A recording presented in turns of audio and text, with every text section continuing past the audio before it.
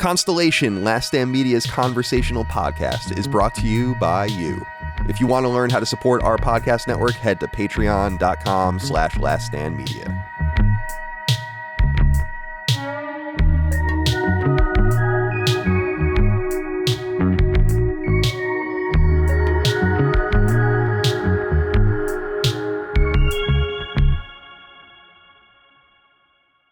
Is this thing on? Ladies and gentlemen, welcome back to Constellation, Last Stand Media's conversational podcast. I'll be your host, Dagster Moriarty.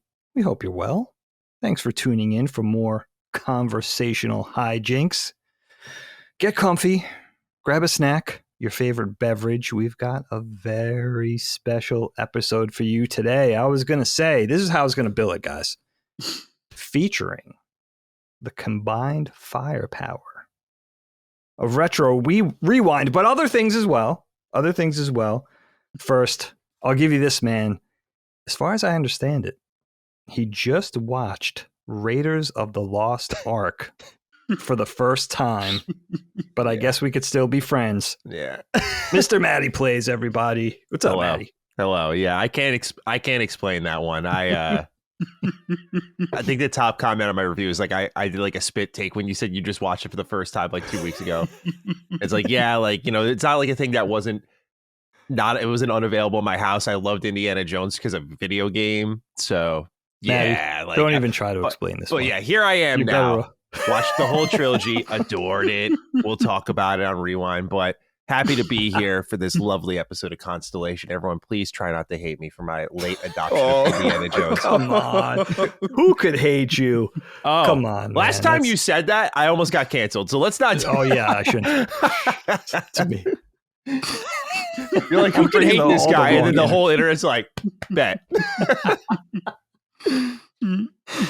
And in that corner, you, of course, know him as the infamous Lockmort. I know him as my brother in Belgium. There's only one, except no imitations. The mighty Lockmort, everybody. What's up, Lock? Hello. I'm so glad I'm here with you guys because this feels really wholesome. Normally, when I'm on with other people, I was getting a little bit nervous, but now I'm just happy, just relaxed and happy, which is different, which is nice. I love it. Yeah. Do you get nervous when you still, because you're kind of a veteran now with podcasting? Do you still get nervous? If I'm on with Colin, yes, I get nervous because Colin is like big boss. So then I'm, yes, sir. But when I'm on, it depends. When I'm on with Dustin, no. When I'm on with Matty, of course not, because Matty and I do this every other week. Or every week. Yeah, sure. But it depends who I'm. If I'm on with Jeffy, yeah, I'm very nervous because that's also like a big industry guy. Like I gotta behave, be cool. Gene, same way. But Dustin, Ben, of course, I know Dustin and Ben. I talk to Brad every day, so it depends who is on. That's a good point. Yeah. I mean, Jaffe, I could see he brings the chaos. You don't know what he's going to throw at you, so you have to be reactive with Jaffe. Colin makes me nervous, and I've known him for how old is Colin? 40 years. He's still, and I think it's just because he's so smart. Yeah. And I'm always in the position with him where he's kind of hosting and I'm co-hosting. So he's throwing things out. I just have to react. But even in that capacity, pretty tough. I still get nervous when I podcast.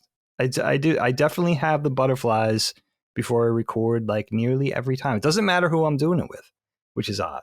For me, it's the dead air. Last Stand really taught me. I used to get very nervous during this type of stuff, but I don't know. Just like when Last Stand was like, we do this a lot and we do a lot of different shows and you're going to get through, especially when we started doing Constellation and stuff. I was like, I just don't know who I'm going to be podcasting with. And I think that taught me a lot, but those nerves, I guess they still pop up for me when there's like dead air, especially in the hosting chair. Oh yeah. When like you're trying to get the conversation going, but I'm taking that brief moment to like check my notes or do a timestamp, and Cogg's just sitting there like nodding his head. I'm just like fuck, like I panic instantly. It's the worst feeling for me as a host because I'm like, no one wants to be like sitting in their car. They're like, is the show still on? And like, did I just cause a car accident? Like, it's so that's where my head goes. I hate dead air on my podcast, so I always try to keep someone going somewhere.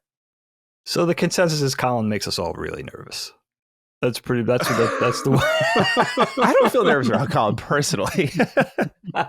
But nervous in a good way. Like he's so knowledgeable, he's so intelligent. So it always got to up your game, I think, when you're on with him. You're always going to... Absolutely. He sets the bar high. He just does. Exactly. Yeah. Like God damn it. So good. How did we get on this in the first 5 minutes? God, like he needs a swollen ego. Guys, let's just change the subject. You know where I'm at right now? This is what I've been thinking about. And Locke, I think this would apply to you too, but right now, especially in the US, I would assume, right? We're in that weird limbo between Thanksgiving and Christmas, right? And I don't know why this never really dawned on me in not so many words in the past, but I realize now we're in this kind of space, like this 3-4 week time period where everybody's just going through the motions. Like nobody wants to work. Nobody wants to go to school. You know, we got Thanksgiving, then we got Black Friday, all the shopping madness, Cyber Monday. It's going to roll into Christmas, Christmas Eve. Everybody's trying to get all the shopping done, thinking about holiday plans, right? And it's kind of like your day-to-day becomes the afterthought. Oh, I guess I still got to work. I still got to shuttle the kids around, go to school, go food shopping, pay the bills. But nobody really wants to. Everybody's just kind of and maybe it's that the year's closing out. There's that energy too. Everybody's a little tired. Everybody's ready for a break, but we still got to grind over this next few weeks, right? And I've just been really mindful of that energy, no matter what you do for a living, no matter what your station is, you know, in life. Everybody, it's like I'm getting the same energy from everybody. And I guess what I'm getting at is, why don't we just take the month of December off collectively as a planet? Because no one wants to, right? We're tired. It's been 11 months. We're looking forward to the festivities, capping things off at the end of the year, Christmas and New Year's, or Hanukkah, Kwanzaa, whatever you celebrate, right? What do you guys think? That turn October, November into the new November, December, though. That's true. Will we start hunting it in October? Wait a second. Yeah. Especially knowing you got a whole month off. Just saying. I mean, are you guys picking up on that same energy? I don't know why, 50 years, I don't know why it's ever really kind of like dawned on me in that way. But I'm just like, wow, everybody's just kind of had it. I like this time of the year. It's my favorite time of the year, actually. The whole month of December. Because work-wise, it's when I'm the most productive, because stuff has to get done, because people want to take a couple of weeks off, or a week off, or some time off. So you got to work extra hard. And also you got the holidays to look forward to. So there's something fun at the end. And also January is usually, for me anyway, I always have like these weird things I want to do or better my life in a way, which I never do. So January is always like a fresh start. So I can look forward to that. And like every year I quit smoking, and then in the middle of January I start up again. But maybe this year I will really do it. So it's something to look forward to. I think December is like a wholesome month to me. It's like something to reflect on, and something to look forward to too. Yeah, that's a positive spin. And the light at the end of the tunnel thing definitely means a lot too. It's like just everybody's in scramble mode so they could get to that. Yeah. Get to the eggnog, right? Sitting around the fire, smoking a stogie, having a little scotch, watching the kids open the presents, whatever it is, right? Matty, what do you think? What's going on up there in Connecticut? Is this the same type of thing? Yeah. I mean, for me, definitely. I am pretty cooked right now. I got like 10, 11 days left of me, based on my schedule. And I'm definitely in like overdrive mode, because like we got a ton of stuff recorded for the holidays. And this year's been a like up and down one, where like at the end of the year, I was like, normally I take like 2.5, 3 weeks off. I shot for a month, Last Stand Withstanding, because, I know we usually get 2 weeks off. So I'll be podcasting the first 2 weeks of the new year, but I'm not going to sit here and bitch and moan that like, oh, I have to work like 6-7 hours for 2 weeks. Like, I can live with that totally. But yeah, I'm in that mode where I'm just like Groundhog's Day syndrome. Like I wake up, I don't leave this room outside of like hang out with my wife. I don't leave this room, and my day's over. Like I've just been chaining one thing into the other. Exercise is getting neglected. Like, it's all that we were fun. Just talking about this. Yeah. Like it's just, I love what I do, but I sincerely want to be done so bad. So I'm just pretty emotionally tired, and I'm just trying to push through. There's a lot of fun things happening though in gaming that's keeping me energized. Path of Exile 2's out, Marvel Rivals is out, Fantasian's out. Indiana Jones was fantastic. So Rita's Rewind's coming up. The Game Awards are coming up. But once the Game Awards hit and all that news hits, that last blast of just pure euphoria, hopefully. Famous last words. It'll probably be like an ass show this year. But once that kind of hits, it's like, all right, time to wind down.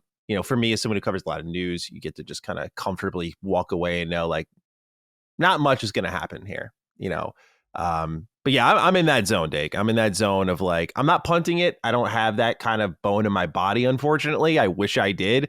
In fact, I'm the opposite. Locke can attest to it because he's helped me with some videos. But like every December, I go into like, what's the big projects I can do? And I make these bigger, more complex, more thoughtful videos because they have to be evergreen. Like I can't just make news and then post it in the middle of January. It's like I have to make something that I can comfortably think, oh, that's going to go up in like a month from now, and it'll still be a relevant watch for some people. So it's a little stressful on that part. So I feel bad for people like Locke who have to help out on the production side. It's always your best work. I think this year again, the summer is your best work. Yeah. It's because I operate. It's something I want to get away from in 2025. Not to make this all about me. Sorry. I want to get away from the sort of day to day, not in the terms of work. I love my work. I'm always going to love it. But what conversations I put myself into, as in more of what I do in December throughout the year, basically. Because I agree with Locke. It's definitely like I have like 3 collabs planned. Like I get more creative, and I think it's because it's by necessity. I have to, and it's like I need to start living in that mindset throughout the rest of the year. So yeah, I'm excited for 2025 because I just really have these plans that aren't like the over ambitious, new year, new me plans. It's just like more structure and organization in how I approach things.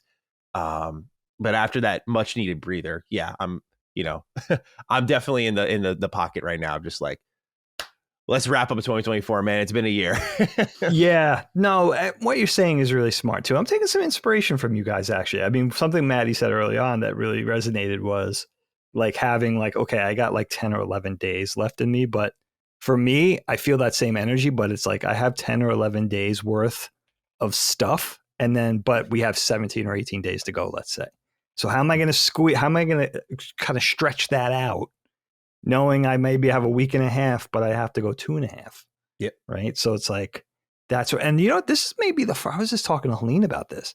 This is maybe the first holiday where I'm probably going to work over that stretch from, Christmas Eve and Christmas I'll take off. But that stretch between post-Christmas to New Year's, I'm going to be working the day job.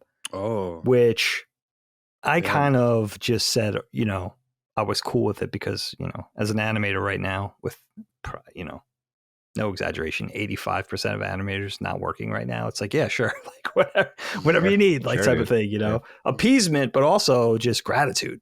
Sure.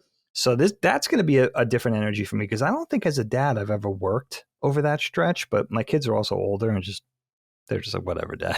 You know what I mean? Like, we don't need you to have a good time anymore. We're mobile. We could do our own thing.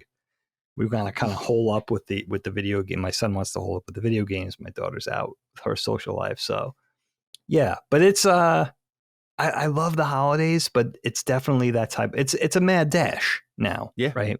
No matter what you do. So yeah. It's funny. It's a funny time of year. It's funny because no matter what you do, like I look at like the kids' pediatrician, I go to the grocery store, see the people working there. It's like everybody has the same exact energy. Yeah, it's honestly good to hear this only because I never thought of it that way. And in my head, I don't have like a victim complex by any means, but like in my head, I'm like, oh, I'm in such like a interesting spot where I'm very thankful for what I do, but I'm like also just very tired and just, ready to take some weeks off. And because you work by yourself so much, you're like, I wonder if people are just like, whatever, man. Like, but hearing this, it's like, yeah, I feel like we're all in that same boat of just, we're not punting it, but we're just trying to, I've been using the term leg it out, Yeah, that's a good way to say it. Yeah. Because just for me, like, it's just like the need for a refresher, right? Mm-hmm.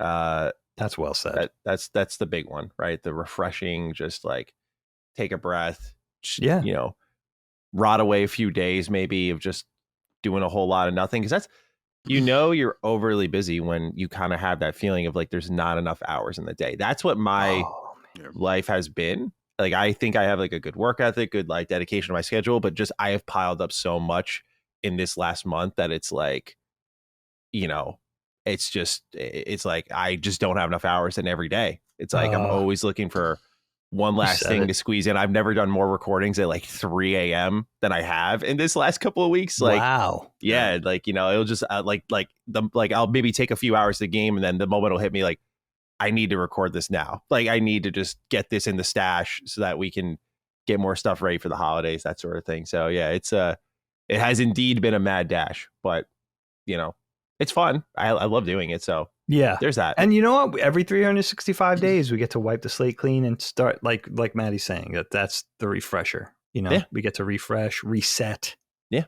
and all that. And we're going to get into a little. I suspect we're going to get a little more into this with Matty's topic. And Matty, actually, I usually bring up the rear with my topics, but I think it's appropriate to make your topic last today. Sure, because I just kind of like the way that fits into the I'm down with that. Yeah, I like that also because I feel like I always end up leading, so I'm happy to take last place here. I got to be aware of that too, sort of the cadence and the rhythm. Like, make sure that such a person doesn't always go first, and give them a chance to bring up the kind of bat cleanup and all that sort of thing. But Locke, I think I want you to go first today. I like your topic a lot.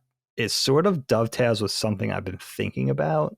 Or, kind of my behavior with entertainment, which is interesting, extra interesting for me. And I'll say no more, man. I'll let you introduce this topic. Sure. Well, my topic is actually very simple. It's Disney remakes and sequels. Because you're both, I know this from Matty, but you too, Dagan, you're like a huge Star Wars fan, right? Oh, yeah. And Matty too, of course. And Matty is now also a huge Indiana Jones fan, which is awesome, which fits perfectly in this topic because Disney made a new Indiana Jones movie last year. I don't know. Have you seen it, Dagan? Have you seen The Dial of Destiny? I have seen it. Yeah. What do you think? I didn't really like it that much. Good. You're a good guy. I hated it. I thought it was. It almost tarnished the entire franchise for me because it was such a sad ending for such an iconic figure. Agreed. And Indiana Jones is amazing, of course. But they also did the same thing with Star Wars. Of course, you have a couple of good shows, or to me, one good show, but then you have The Acolyte, which is, let's not get into that. But you also had The Last Jedi. We're going to get into that. Damn. You also had The Last Jedi, of course, which to most people was like, uh-oh, what are they doing? And then you had The Rise of Skywalker, which to me is the worst Star Wars movie still to this day. I liked it even less than The Last Jedi. You've got the Marvel movies, which were awesome. I love the Marvel movies up until Endgame. And then you had a couple of good ones, I think, still, like No Way Home. I really loved No Way Home. And this year, Deadpool and Wolverine, I thought was amazing. It's my movie of the year. Oh, wow. I haven't seen it yet. It's a very fun movie. Very heartfelt. That end credit scene just always gets me. Just like so good. Yeah, exactly. So I think Marvel was slowly getting back on track. They had a couple of duds. But I think they're slowly getting there. I think what they're doing now with Doctor Doom could really work. So we'll see. So this topic doesn't really pertain to Marvel. But what Disney has also been doing in the past decade, really, or maybe even longer, but really the past decade, is they're making live action remakes of their beloved cartoon movies. There's a couple of good ones. They made The Jungle Book, which I thought was okay. Cruella was very interesting, I thought. Was a very funny movie. Aladdin was okay, I thought. Was pretty funny. Beauty and the Beast was also okay, I thought. Had a lot of heart, had a lot of soul. But there's been a lot of bad ones. And they're ramping up the bad ones at a faster rate than the good ones are. So we had Lady and the Tramp, which was not good. We had Mulan, which was bad. We had The Lion King, which was soulless. We had Pinocchio. I'm not going to even mention that one. And we had the Little Mermaid, which was okay, I guess, not great, nothing special. But now they're remaking Snow White, and I don't think there's anything wrong with that if they want to do that. But looking at the trailer, I think you both the trailer, right? Yes. That trailer to me looked like it was made by AI. Like there was no heart in it. There was no soul in it. It really looked to me like somebody put this in a prompt somewhere and they spat this out. And here you go, Snow White, go watch it. But the funny thing is, maybe it's a bad thing, I think most people feel this way. Because if you look at the like and dislike ratio on that trailer, I've never seen it that bad as it was here. Because I think that the upvotes were at like 23K and the downvotes were at, I think 550K. 550K. Downvotes, which is insane, of course. So I think people are really getting sick of these of these Disney remakes. And what bothers them what bothers me the most with them is that they're so drab and so soulless. Disney animation, Daggy, you know this the best out of everyone, of course. Is always so full of life and color and beauty and perfection, I would almost say. And these live action remakes are the opposite.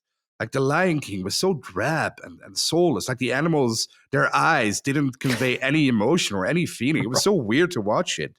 The same thing now with this Snow White trailer. When you watch it, like the seven dwarves are like, I guess they have to be CGI. Like you can't do it with real. Well, maybe you can. I don't know.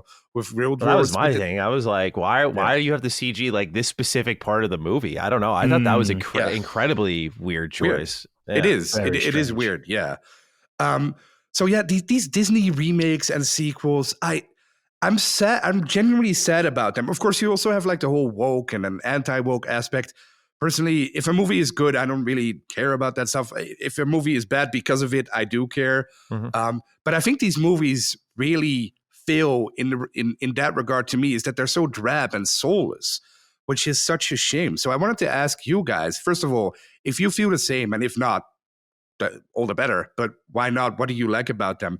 And also, how would you fix them? How would you fix Disney at this point? So Dagan, since you're an animator, let's hear it from you first. What do you think?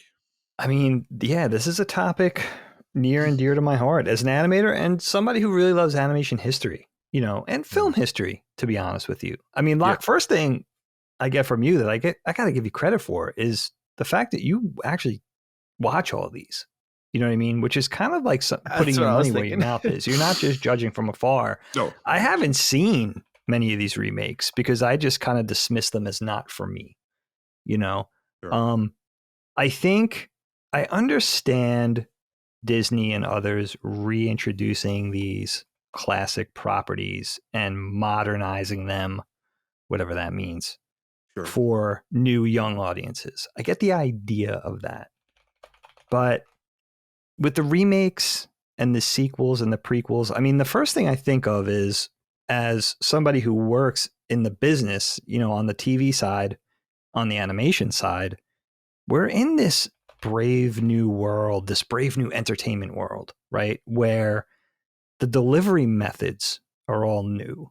We've gone from traditional movie theaters and television to now streaming, subscription services, YouTube becoming a huge thing. I know that working presently for this, I'm working for not Disney, one of the big studios on the TV side, and YouTube, they're putting a lot of stock in YouTube smartly, rightly so, right?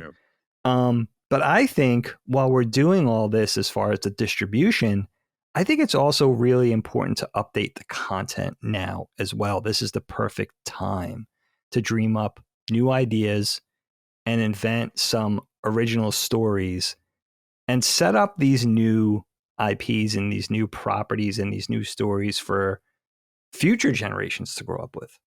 You know what I mean? Not that that's not being done, but it's being done to a much smaller degree.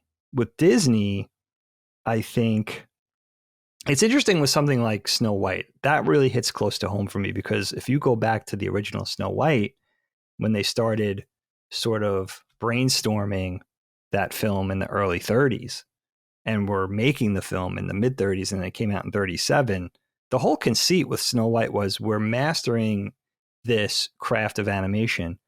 Are we good enough now to keep fannies in the seats for an animated thing that's 120 minutes long? Can people endure a cartoon that's feature length? That was the whole thing. can they be immersed in basically 24 drawings a second instead of shooting live action with a camera? And that was what was so special about Snow White, that it launched this, this whole era. And I always take it back to Uncle Walt, right? Not just as an animator and a genius who we lost decades ago, even before I was born, and I could kind of espouse these theories all day and be the animation fanboy. And I also have very traditional values when it comes to this kind of thing. But that's the whole thing of like, Walt must be turning in his grave, because this man was all about the innovation. He was all about the inventiveness, the vibrancy, inventing new things, putting his money where his mouth is at great cost, and taking a risk on, will people like this, and evolving. Now what can we try? Now what can we do? You saw that same energy in early to midlife Pixar. Yeah. You know what I mean? Where it was like they were coming out of that same tradition of storytelling and craft. And it's okay to spend millions of dollars because we're confident that, people are going to love this. Think of things like Toy Story, right? And I think in a perfect world, you could kind of have this space where you could have the sequels and the prequels and the remakes, but also make sure there's enough of a quantity of new things being developed. I haven't dealt with Disney on the professional side in many years. I worked for them about a decade ago, and that was already going on there, where I can't really get into specifics, but I was working on a would-be animated property with them, something that was in development on the animation side, which I thought was a very clever idea. And I was doing development art for it. And I was like, this is such a smart idea, because it's kind of drawing in IP that's already classic and beloved, but putting a new spin on it. And they, unknown to us, they were also doing the same exact project on the live action side and kind of pitting us against each other to see which would come out to be, to see which one should be developed into an actual pilot or an actual kind of series. And the live action side won out, and it was the Descendants, and it was the whole thing of the kids of the classic Disney villains and heroes now picking up the mantle for their parents and fighting each other. We were working on the animated version of that, and they just decided that the live action thing would be a thing, and it went on to be the Descendants, and it became a very big thing. But I think in the last probably decade to decade and a half, that has become, that sort of sequelitis thing or remake thing has become a mania. That's a bad idea. And I think what hurts me the most is seeing Pixar infected by that. Because when you have a Disney and a Pixar, I know I've said this before. I've probably said this till I'm blue in the face, but these are some of the most creatively brilliant people on the planet. That hasn't changed. That was the case 50 years ago, and that was the case now. Like, they take the best storytellers, they take the best artists, they take the best craftsmen, they take the best people. And I think the level of frustration in those hallowed halls right now must be so high, because it's a clear case of executives versus creatives, and the creatives don't want it this way. I could tell you that 100 times over. Like, there is no lack of ideas.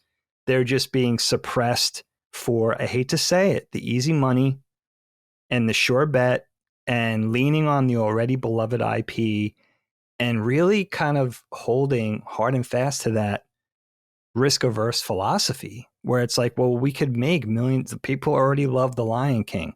Let's just give it a refresh. Let's put a new kind of graphical spin on it and make it more modern, because, kids don't want to look at things that look old-timey or whatever the philosophy is there. And just saying, kids already love this. We're just going to kind of it'll cost half the price of developing something new, a quarter of the price. It's hard not to think that's what's going on. You know what I mean? It's just going for the easy money. But why not, in this brave new world, while we're getting our stuff in new ways, give us the new stuff to go along with that? This is the time to do that, And I think that's the biggest shame.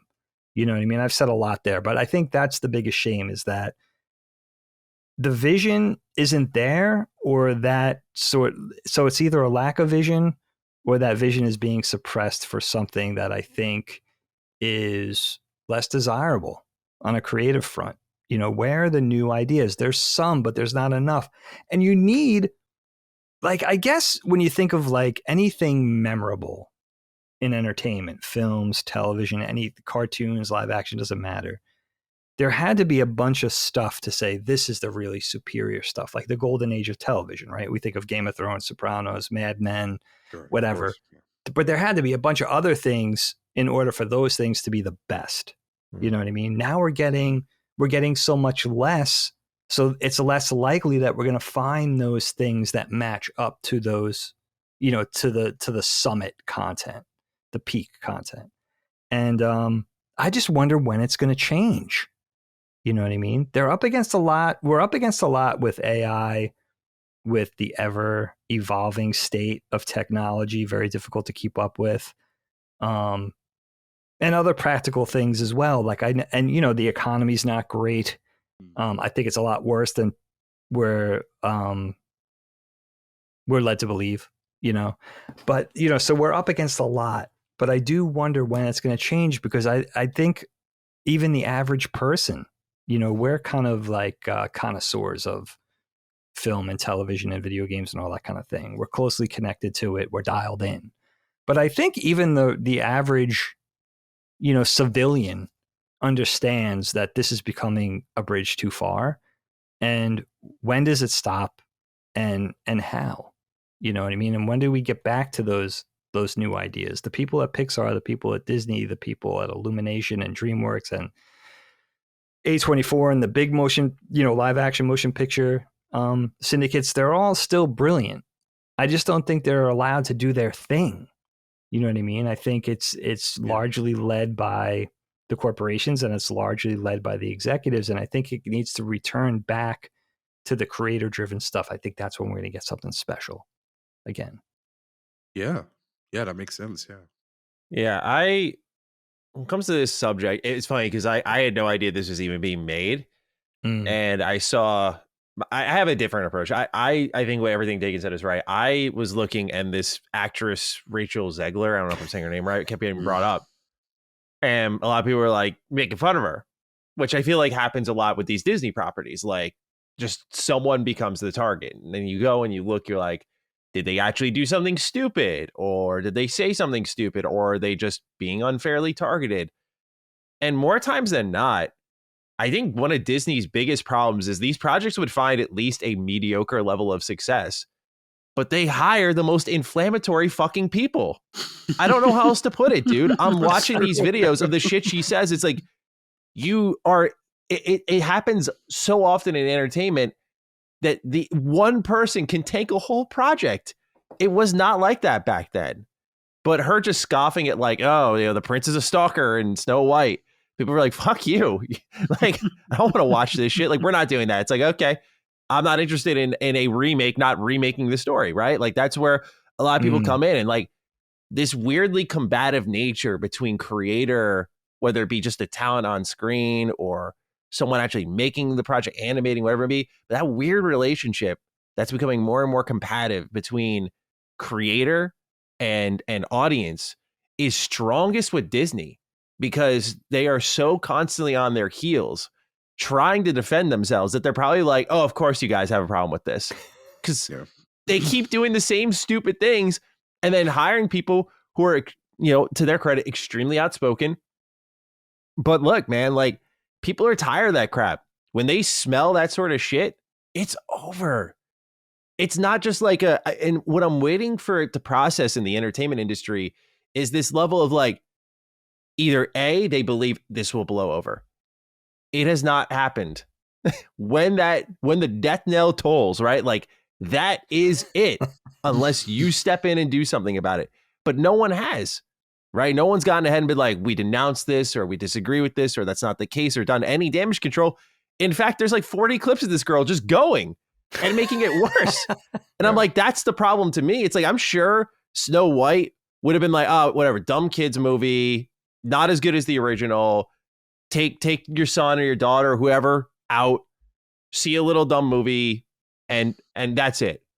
But now, you got to remember, you're marketing this to the parents of these children. That's right. And so when you piss them off, they're not going to take their kids to go see it. So you just lost out on not 1, but 2 ticket sales in this case. Now, again, I give Locke immense credit. He's checked these out. For me, granted, I've really just started getting into movies this year, but I know when it came to this sort of live action remake stuff, to me, I detest the trend and wholeheartedly. I have never, ever seen something animated that I want to see that in real life. Ever, ever, ever. And the only positive that comes out of it, I think about it like with One Piece. One Piece gets a live action movie. It's actually not that bad. I'm like, yeah, if that's the best we can cough out with live action remakes, maybe we shouldn't do it at all. I don't know what audience it brings in. I don't know what it does for numbers. I don't know. Yeah. But I detest live action remakes. I will never, ever watch them, and I never have an interest in them. And so this I saw, I was like, this looks stupid. Like, Snow White's right there. It's right there. Remake it with modern animation. Like, I don't know if that's happened, but like, that would be my approach to a remake of some kind. Because as like an anime fan, I think of like, man, I mean, speaking of One Piece, they're doing with like the East Blue arc, like, oh, they're going to remake that part with like modern animation because it was like made in the late 90s, early 2000s. Yeah, that's cool. So it's like, like, let's see, what can some of these fight scenes look like nowadays? What details can we get out? That makes sense. But like Snow White, you're like, let's bring it to the big screen with real people and then mix in CG. Like, you've already compromised the vision by utilizing technology heavily. So it bothers me to no end that these companies continue to fool themselves that like, yeah, these live action remakes are going to make us huge money, because it's so obvious that it's 2 things. 1, they think that the name is going to do all the heavy lifting for them. And 2, I think remakes are sometimes, not always, because I think if we were to stick with video games, I look at like Final Fantasy VII remake and what it's doing. That's bold. Sure. Very bold. That's a remake to me. And I love me a good remake. One of my favorite games this year is Silent Hill 2. So I'm not bashing it, but to me, remakes are the epitome of research and development projects or creative bankruptcy. And I don't think there is much wiggle room beyond that unless you're doing what Square Enix is doing with Final Fantasy VII. It's like, we don't know what else to do. We're going to go back to the well. And we're in this like plummeting creative environment where it's just like no one wants to take risks. And instead they go back to what they find will maybe be more successful because it's safe and familiar, but they don't realize that, as Dakin eloquently broke down, what got them there, right? Like, can we do 24 drawings per second? Like, can we take that risk? Can we make this thing? Creative endeavors always have to be risky to be rewarding. That is the relationship there. And for the people who run a core part of that industry to not recognize it is saddening. But what's also greatly saddening is they damage their own reputation so much that this isn't an example of a movie drowning, but I wouldn't blame people if they just didn't go out and see it because they just don't like what Disney does. But like, probably my favorite movie this year is Inside Out 2. It is brilliant. Like the commentary on like anxiety and the kind of representation it has in that, and how they explain it in a way that's, I think, palatable and not scary for kids, while also being, I think, very real for adults who have experienced it like myself. It is a powerful movie. It is, to me, like the next Toy Story in my eyes. Like, this is the franchise you build that kids will experience throughout generations of their life. Like, we saw Andy grow up, and like, we're going to see Riley grow up, and like what challenges she faces in life and go through them together. Like, it's that level of importance. So I feel like Disney, Pixar, like, they still have those chops, but they keep trying to get away from it. Right. And don't get me started on Star Wars. Like, I am not a ranter and raver of Star Wars, because I used to love it. But then I had this moment after watching 5 episodes of The Acolyte where I was like, number 1, I was like, what the fuck am I doing? Number 2 was like this moment of, when was the last time I walked out of something Star Wars and went like, I love that? I was like, probably season 1 of The Mandalorian. Really, in the terms of like, wow, that was incredible. Rogue One. I'm like, oh my God, we're pushing on a decade that I've really felt that excitement, and I'm hanging on to the past. I remember I like Force Awakens. I think it's actually a fine movie. But that lack of vision and reverence, and the continuous announcements of projects that aren't even like, they just keep announcing titles for things that they continue to rewrite, remake, and they dig their own grave. Like this Rey movie that they keep talking about. They delayed a Rey movie that wasn't even announced. I'm like, what the fuck are you guys doing? You know, right. Like, that's right. How do you delay something that's unannounced? Like, it's frustrating. Their management is terrible. And I think Dagan's right that there's a clash of creator and exec there. 100%. But also it's just like, just greatly frustrating to me. It's just, it drives me up a wall because they represent such a big chunk of the entertainment market with everything they own. They have to do great.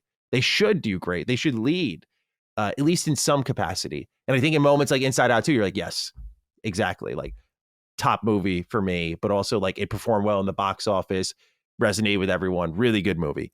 But those are so few and far between. Right. And this was a better year for them, in fairness. Like you mentioned earlier, like Deadpool and Wolverine, another fantastic movie. Like, tickled the nostalgia nerve while being heartfelt. And you don't know how many times we're going to see Hugh Jackman in that costume again. So there was that level of like, I'm savoring this. I'm enjoying this. Yeah, that's well said. The ability to kind of also have Disney laugh at themselves and some of their bad creative decisions. So yeah, dude, there's just like a lot there to unpack. I'm sorry for ranting, but I just think like the way they go about things, it's like there's so many. I don't think there's one single thing, right? Like a lot of people will point at the inflammatory actors and actresses. Like, yeah, that's a part of it. Like people are tired of Hollywood having their head up their ass, but I think it just goes far beyond that too. So yeah, no, it's rant worthy, dude. It's rant worthy. I mean, that's the thing. I think the perception could be from afar, from the average bear, that, you know, like what happened to all the Uncle Walt's? Like what? Matty said it well. Like creative bankruptcy. I think it could be construed that way. But I'm here to tell you, those idea people are there with their scripts, with their ideas, with their storyboards pinned to the wall, right? With their development drawings ready to go on new shit. They're just being suppressed. You know what I mean? It's that level of creative brilliance hasn't changed. They're just not allowed to operate right now. And that's, you know, as I don't even think you have to be an insider to know that. I just want people that don't realize that to realize that like there is hope. Those people exist in these places, but there's a great level of frustration, and that, you know, it's that good old bottom line doing the loudest talking. I mean, Matty said it well. Like I've been saying this for years. Like, yes, Marvel is the best Disney shepherded IP of all of them. Clearly, almost everybody thinks that, right? They're doing the best job with Marvel across the board. But why not do a 2D animated Marvel feature film? And, you know, they got into this, you know, on the Sony side a little bit with the Spider-Verse movies, which are brilliant. Oh, yeah. But I'm saying, you know what I mean? There are like remake things in animation. That's what they did with Evangelion, right? They did the TV series. Then they went back and said, you know what? I'd like to reimagine these fight scenes. And they did the Evangelion rebuilds. Love them or hate them, but that's exactly what that is. And they were awesome. You know what I mean? At least they were a visual tour de force. You know, I think the whole graphical overhaul thing, though, which you guys said, which I think is very smart to bring up in this conversation, is it does seem like remaking everything in live action with, you know, high post visual effects seems like a dismissal of whimsy. It's like, you guys brought it up, it's like remaking One Piece in live action. Why? People love it because it's drawings. Yeah. They love manga. That's the very essence of manga and anime and why it's so big now. And it's inexcusable, sorry, but it's inexcusable in that a lot of people used to say, oh, well, it's not as popular now. I'm like, that's bullshit. Like, like it's never been more popular than right now. People are more accepting of it. Like, it's casual, it's mainstream. Sorry, go on, but I just... No, that's the exact point. It's like, you don't need to grow things up and you don't need to modernize it that way necessarily, but they're stuck in this sort of this mode of like, that's the way it needs to be done. I mean, Locke brought this up earlier. The dwarves, just judging from this film, the original drawings that Freddie Moore and Norm Ferguson and Bill Teitla and these, you know, genius animators who basically invented animation, modern animation, like their dwarves are so much more appealing than what's being done for 2025. 100 times over. Like they're so much cuter. They're so much more pleasant to look at. They're so much more appealing. And that just gets into this whole thing of like, when I looked at, I wasn't really paying much attention. This Rachel Zegler, I mean, I hate to say it, like the more I tune in, like this is a real toxic bitch. I mean, there's really no other way to say it, right? But I think it speaks to really what's going on with Disney as a whole. It's like, it's so unappealing. I just did not expect that. That was so good. I mean, I mean, it's unbelievable, but it's a larger sort of display of what's going on with the films in general. It's like, kowtowing to the lowest common denominator, squeezing in your messages that seem so contrived and artificial. And, I just found out, like, Greta Gerwig wrote this screenplay. Like, she's brilliant. You know what I mean? So what's going on here? You know what I mean? Like, it's very, very strange if you look at the whole thing. Zoom out and look at the whole picture. It's really weird. We got Wonder Woman playing the evil, the evil queen. I mean, Gal Gadot is awesome. So it's like, there's a lot of things on the surface to love here, right? But it just doesn't look like 2 and 2 are equaling 4. I don't know. There's also a marketing problem because right now, I don't know if you notice, but it's nowhere to be seen. But right now, there is a new Star Wars show, but the marketing around it is like non-existent. Skeleton Crew, yeah. Oh, Skeleton Crew, yeah. Have you watched? Has anyone watched it?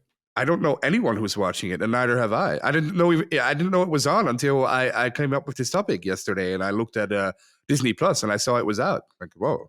Well, to me, I it's had no just idea. Like Star Wars to me needs to stop trying to get bigger and make a Star Wars for everyone in the level of like, now we're going to make our Goonies Star Wars. It's like, no. Yeah. Like, I don't know if we really need that personally, It needs to go away, dude. I just really, I know I've said it a million times, but it's just like, it feels like every iteration of Star Wars is trying to put a Band-Aid on what came before. And the Band-Aid is getting like inches thick. It's like, well, you don't like this. Well, these people like that. You know what I mean? It's just like, it's too with Star Wars. It's just too much. Now I have to say, for some context for people listening and watching, I tuned out after Andor because I just felt like I wanted it to end on a somewhat positive note. I liked that show. So I missed Ahsoka. I've missed Acolyte and Skeleton Crew. I mean, I love Jude Law. Like, I think he's great. I was so happy to see him pop up in something, but I'm not watching that. You know what I mean? And again, it's just like, I feel like it's not, this is what I wanted to say in the beginning of the conversation. Maybe you guys could speak to this, or maybe this is just me being a hypocrite. I don't know. But I've done this, not just Disney. This doesn't apply to Disney, but for me, as somebody who loves film and television, especially, this doesn't even apply to video games. I've been retreating into this rewatch mode where I'd rather just jump back into something I already enjoyed. Same. Instead of taking a chance on something new, whether it be a movie or a TV series. It's kind of I'm in kind of cycling in my own personal remake purgatory right now, where I'd just rather watch The Sopranos again.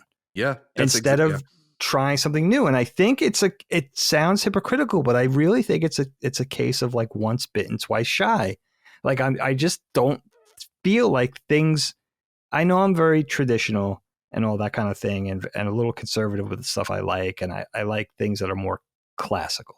But I do think I just feel like none of this new stuff is for me, or I'm not going to like it, And I don't know if that's a piece of my own thing that I got to work on, or if that's a direct result of just not enough good stuff out there. What I learned this year from starting the new channel with Matty, starting Rewind, and having Matty watch all these old movies for the first time, that really got me thinking like, oh, things really used to be better than they are right now. All these movies that we've watched so far, I think we're at like 30 right now. Yeah. They're all way more iconic than anything that's come out in the last decade and a half, I want to say, or maybe even 2 decades. It's so weird that you have like, let's say Lord of the Rings, even like Lord of the Rings when that came out in 2000, 2001, 2002, 2003, I think. And then they tried it again. Remember, like a decade later with The Hobbit. I think that's where it started. That's where things started to go wrong. Because they couldn't do it anymore. Like Lord of the Rings was perfect, and then they tried to do it again. Didn't work. And now they're trying to do that with every IP. They're trying to do it with Star Wars. They're trying to do it with Marvel. They're trying to do it with Disney Classics. If you have something that's beautiful, or Indiana Jones, if you have something that's beautiful, why not keep it perfect? Why not keep it just beautiful? It's so sad to see them going back to the well. Dagan, have you seen that Sopranos movie that came out a couple of years ago? Yeah, the Many Saints of Newark. Yeah, which was fun, right? Which was okay. It was okay. But it didn't reach the level of the Sopranos. And after I watched it, I had the same mindset. Like, why did they do this? It doesn't make any sense. Like, it's not on the same level. No. Nowhere near even. So why did they do this? Very strange, right? Breaking Bad with El Camino. I think it was good, but why? Yeah. Same thing. Right. Of course, you also have Better Call Saul, which was amazing, of course. So it can 100%. Be done real. It can be done in the right way, but it never gets up. Look at Indiana Jones. We just rewatched those first 3 movies, or Matty, even the game. It's perfect. It's so perfect. Good. Like the way, well, Matty's have seen them now, so it's not a spoiler anymore. But the way the Last Crusade ends, when riding off, them riding off in the sunset, it's a perfect ending. It doesn't get any better than that. Why sully it with Crystal Skull was okay, I guess, but then why sully it completely and destroy it with the Tao of Destiny? Why destroy the character of Indiana Jones? It's so sad. It doesn't make any sense. Why? You don't have to. You could take a page out of the Indiana Jones book, like the Indy, trilogy, and use it as inspiration for something new. You don't have to take the entire, you know what I mean? You don't have to keep going with something. Yeah. It's okay to end something. And good is good. Like, it doesn't matter if I'll give you a perfect example. Every single Christmas Eve, Helene and I watch It's a Wonderful Life. Oh, dude, really? You too? Dude, same. It's so old. Dude, same. But it's perfect. Oh, it's perfect. Good is good. Yeah. It doesn't matter if it's old. But take It's a Wonderful Life and say, I want to make a classic movie in this vein, or I want to make a new holiday staple that eventually decades on, could become this special, and take a page out of that book, or 2 pages or 3 pages, but you don't have to take the whole novel. You know what I mean? Dude, that's so funny. You bring that up. Billy Wilder. That's like my favorite movie ever. It's so good, dude. Every year, you would never want to. Do you agree with the mindset? Every year, it hits a little harder. Never stops. Every year, it just hits a little bit harder. I'm like, oh my god, that ending! It's perfect. Yeah. It's the ultimate message about gratitude. Yeah, you know what I mean. And feeling like you were squandering your blessings, or not, or taking things for granted. Yeah, feeling bad for yourself, whatever. It's perfect. So that's what I'm saying. And not everything's going to be to that high bar. I mean, that movie is setting a very high bar. It is, because that's one of the best. But I think, it's interesting to see. I feel like we've been spinning in this sort of remake cycle for quite some time now, and I just wonder where it ends. I mean, maybe people just gotta do the classic thing of speaking with their pocketbook. You know what I mean? If they don't support the films, then maybe the powers that be and the stakeholders will get the message. Yeah. That could be the only way. I mean, they're not, I guess, it's justifying, Disney swept in however many years ago now and bought Star Wars for $4 billion, or Lucasfilm for $4 billion, and now it's justifying the cost, and they're still in that thing of making sure we stay out of the red with it and all that thing. But sometimes you gotta play the long game. You gotta play the long game. Yep. You can't keep doing this. The sentiment, I know a lot of people like the new content, and maybe we're just too old to appreciate it. I don't know. Maybe. I still don't know. But you have to, your ears should be tuned in to what it seems like the majority of people are saying. It's just like, enough. You know what I mean? Let it breathe. It's like a stubbornness. You know what I mean? Yeah. Yeah, so, that's a very good point. Yeah, it's interesting. The Snow White thing is interesting because I feel like the controversy, especially with this Rachel Zegler girl, has been going on for so long. I thought the movie was already out on Disney Plus. I didn't realize this was due for a March 25 release. But there has been a lot of stuff over the years, partially because of her, that's come out. Like, you had that picture of the 7 dwarves, which looked pretty weird. They had them in all shapes and colors, which is fine, of course, but it didn't look right. And then, of course, you had her saying the stuff about the Stalker Prince, and they're doing something different. So it's, and of course, you also have Gal Gadot, who was like in the Israeli army. So it's all a bit loaded. I always forget about that. Yeah. Yeah. And these days, that's people. Yeah, it's that movie. I want to feel bad for them, but I don't because they did it themselves. So yeah, a lot of it, right? I mean, it's plagued with controversy, but you got Greta Gerwig at the helm, or at least it's her script. And look what she did with Barbie. She's brilliant. I mean, she's so much fun, and she's like a film buff and really knows her shit inside and out. I thought she was a brilliant actress, but now behind the camera, it's like, holy shit! Like, is there nothing this person could do? So I feel bad for those people. It's got a lot going for it, and there's a lot of interesting stuff there. But yeah, I don't know. It seems like a classic case of Disney shooting itself in the foot over and over again. I don't, like Matty said it before, I don't really even know what to make of it. It's very strange. And and they have to. They're still in charge. I mean, I know there's a power shift to the independent creator. I mean, look at YouTube. Look what you guys do with, you guys and a lot of people on LSM are doing, and across the internet, there's definitely a transference of power to the individual, but Disney still holds the key. We're not out of that era yet. So they have to lead by example. If Disney's not doing it, the other big studios, Paramount, and you know what I mean, they're the ones that are going to still creating the trends. And I wonder where it starts and stops. I really don't know. I think we're at the end of it now. No, I feel like we're at like a turning point. Because it used to be the vocal minority, right? Now it's getting louder and more prevalent, and more, I'd say, measured voices like ours are even kind of signal boosting the idea of like, stop it, please. Where I think eventually they have to be like, okay, now it's safe to, because it's not like we're kowtowing to a particular crowd or something like some moral loss in it all, right? So I feel like we should be at the tail end of it, but we're seeing the last stragglers and sort of like, I don't know, man. Like, as someone myself, it's like, who's like making a thing, I'm just like, you got to look at like how easily someone can sink a project individually. It's all it takes is one person. It's like, you got to lock that shit down. If you're like a big corporation like that, you got to all it takes is one tweet. Doesn't even take an interview or like just one tweet, and that's it. So yeah, I think that's the biggest lesson they can learn is like, hire people who have reference for the thing you're working on. Yeah.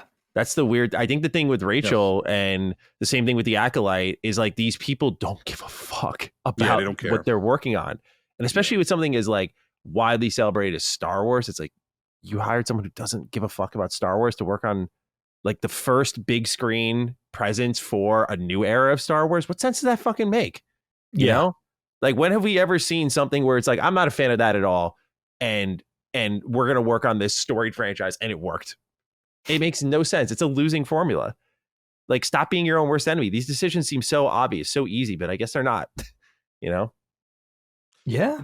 Yeah, because money talks. And I think you're right. It does cross over into seeming so disrespectful to the legacy and to the success that these companies were built on. Yes. You know what I mean? And the philosophies and the ideas and sort of the mindsets and the way the blueprint was drawn up. Like, this is not how it was supposed to be. You know what I mean? Like, it's not. You have to have new ideas. Technology is going to change. Tastes are going to shift. But you still have to sort of stay I think, married to those tried and true principles, the underlying, values and, new ideas and good stories and good characters. And I mean, you would like to see the people associated with these projects conduct themselves with a modicum of elegance, but that seems like that's out the window.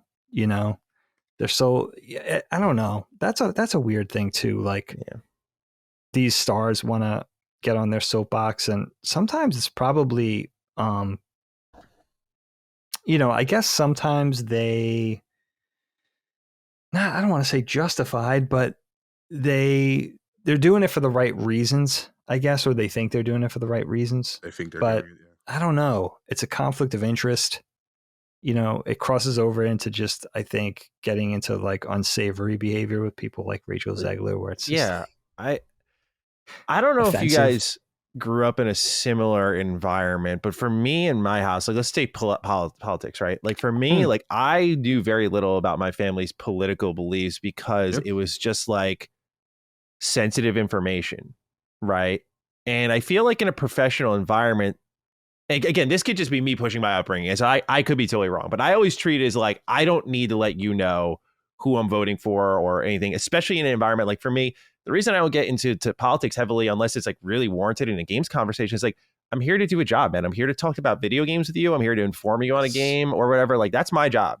I do not like, I have my own beliefs. I have my own thoughts, I can separate all that though. And I feel like these actors, actresses, creatives of all kind get that platform, get that sniff of that, like, people can hear me now, and really get out there and blast some shit. And I just feel like the call has never been stronger for a separation of politics and people than right now, because politics will always, whether people want to acknowledge it or not, it will always influence creatives, because you see what's going on in your world state and it either inspires you in one way or another to make something. There's always, typically, unless it's like dumb fun, a message in something, right? It's just about how that message is conveyed. And I think when you're putting the cart in front of the horse by like getting out and labeling and listing whatever side of the fence you're on, your ideologies, your thoughts, your beliefs, etc., and then the movie comes afterwards, people are just connecting these dots that sometimes aren't even really connected. Like, they're not actually connected, but they just appear to be. And I just think it's a time to like clamp up and just, do your job. Like, you're hired to perform on a stage, you're hired to perform in a film.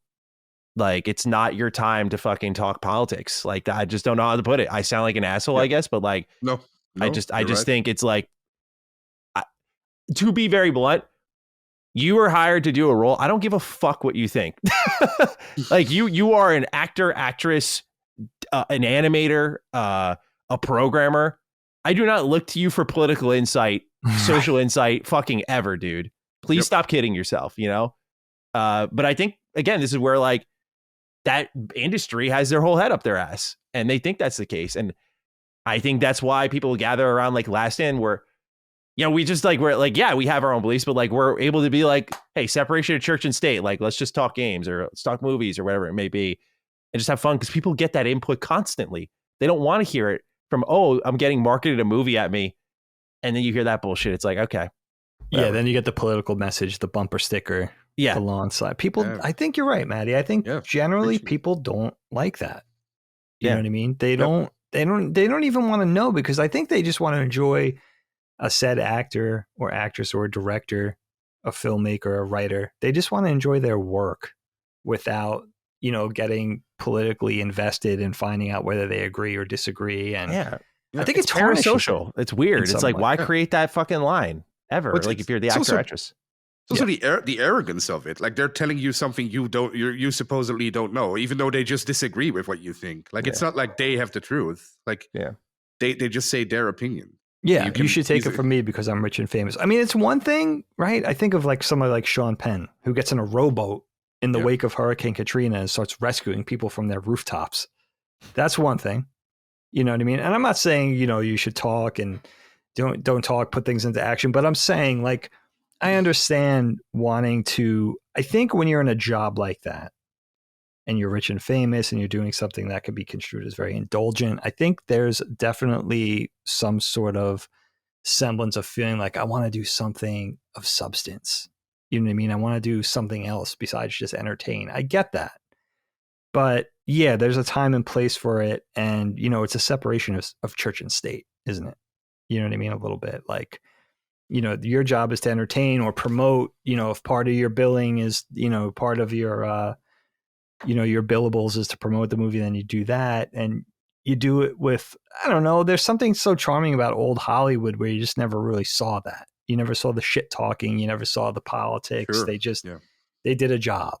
Yeah. You know what I mean? I'm not saying it has to be artificial and overly red carpety or whatever, but you know what I mean? There's something about that where it's like, that's sort of where entertainment lives. That's the entertainment we know. That's entertainment. It's fantasy, right? It's like promoting a project. You're a player. Yeah. Yeah. Yeah. It's like, to me, just behind closed doors type of speak that's getting more and more public. And I feel like that's with a lot of things in our world right now. We're just like almost way too comfortable with one another, when I just think politics is something people may disagree and feel free to, but it's just something that, like, I'll talk to you two about politics personally behind closed doors. It's just like, that's where I'll have that conversation. I mean, me and Cog shared it when we talked about Avowed and everything. So it's not like it's a secret at all, but like, it's one of those things where like, I don't need to like get fucking preachy about it. Like, I just feel, there was a purity to it all because you just knew it was like, they were showing up to do a job, man. Like, that's all there was to it. Like, we all know everyone has these thoughts and beliefs and we all disagree or agree on certain things. That's normal. But I think Locke, you said you have the answers. Bad, not good.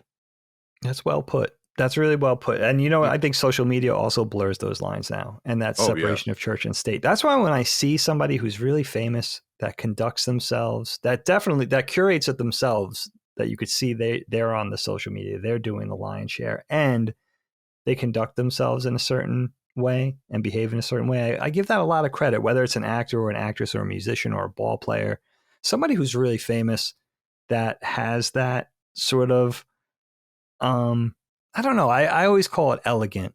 You know what I mean? Because I think it just refers to a code that seems like it's expired a little bit. You know what I mean? Mm-hmm. And it's also, it's not as controversial in that you're not ostracizing a certain segment of people. It's welcoming to everybody. Yeah. You know what I mean? You're welcome to enjoy my art, whether you feel this way politically or this way politically, or you're this status socioeconomically, or you live in this place geographically. It's for everybody. I think that's the way it should be. Yeah. And everybody has their politics, but that's a whole nother conversation. I always say, like, I look at like to like reference the Avowed situation where it's like, oh, we made this to make you mad. I'm just like, what are you doing, bro? And then, because then I look at like, I used an example on Defying Duke. I said, imagine if like Quentin Tarantino went around and tried to police who watched his fucking movies, bro. Like, this guy is so renowned, so popular, and his movies are so widespread. Imagine if he was just like, he found out like some fucking racist dude was watching. He's gonna be like, that's not for you, dude. Like, like obviously he doesn't support it, but dude, you cannot control that. Like, you're putting entertainment out to the world, especially with Game Pass and stuff, like for everyone to experience, for everyone to have their hands on. It's not an endorsement by consumption. Like, I don't know how else to put it. It's the strangest thing to me, like the policing of who's going to consume it. It's like, it's out there, man. Like, you can't go into their house and turn off the TV. Like, it just doesn't work that way. I never thought of it that way. Yeah, you really you have to relinquish control of anything like that. Yeah, dude, it's out there. Art is to be interpreted. You know that better than anyone, Dig. Like, it's to be interpreted, and that includes literally everybody. You just can't control that it's out there. You can't wall off someone from looking at a painting in a museum, a movie on your screen. It's there, man. It's in the world now. There is that relinquishing that happens that I think creatives are having trouble with. And I get it. A lot of conversations do like malign things before they even get out. And so, there is that, I understand, tough line to walk, but I think a lot of it's self-destructive tendencies. Yeah. And I wonder if it's this generational thing. I keep thinking about Rachel Zegler, which is a shame because she's talented and she's obviously beautiful and all those sort of things. But it's like, I wonder if it's a generational thing of just feeling, it's a sense of entitlement of like, I could have this billing. Sure. Yeah. I could have the star on the Walk of Fame. I could have this paycheck. I could have this socioeconomic status in this mansion, but I could also have my opinion and you're going to hear it. Mm-hmm. You know what I mean? I could be wrong. I'm not entirely sure. We can look it up, but I think she started out as a YouTuber. I didn't know that. I think she got discovered through YouTube, through singing on YouTube or something. Oh, shit. So she started out as an influencer. So in her case, maybe that's why she is the way that she is, or she did the stuff that she is, but I could be completely wrong. That's interesting. Let me look it up. Yeah, I see her YouTube channel. Yeah. That is insane. No, I never knew that. Yeah, she's a vlogger. This was the introduction to me because she was in West Side Story, apparently. I think Spielberg or something discovered her. I'm not sure, but somebody discovered her on YouTube, and then they put her in West Side Story. Okay, that was her debut. That's a big debut. I think so. I think it was something like that. Maybe I'm not entirely right, but something like that. Yeah. Yeah. That cadence would make sense. And it's almost weird because there's almost a small part of me that's like, good for not just her, but anybody who's like for sticking to their guns and not backing down and all that kind of thing. But it's just, in the end, it's just so, whether you agree with her or not, it's just so obnoxious. Yeah. It's just a huge turn on. Can you imagine Walt allowing any of this? when he started to get into live action. He was in in West 40s, Side early Story. 50s. I guess was there an adaptation of West Side Story? She was in West Side Story. Yeah, she was, right. Okay, that was her big role. I think. Was that her first movie? I think it was. Her about section says Rachel Zegler can be seen as Maria in Steven Spielberg's upcoming film adaptation of West Side Story. Yeah, great movie. Yeah. She was awesome in it too. Yeah. I don't think anyone doubts the talent. Yeah. Oh, she's so talented. I do think it just comes down to lack of reverence for the thing you're working on. Yeah. If you're, people want passion, and I'm sure she has passion for things clearly. So it's just like, if you are not passionate about it, or not at the very least into it, then what are you doing? Right. And I think everyone asks that question. I don't think there's a good answer unless it's just like, yeah, good gig, good money. Yeah. No, they're great answers. Yeah. That all makes perfect sense to me.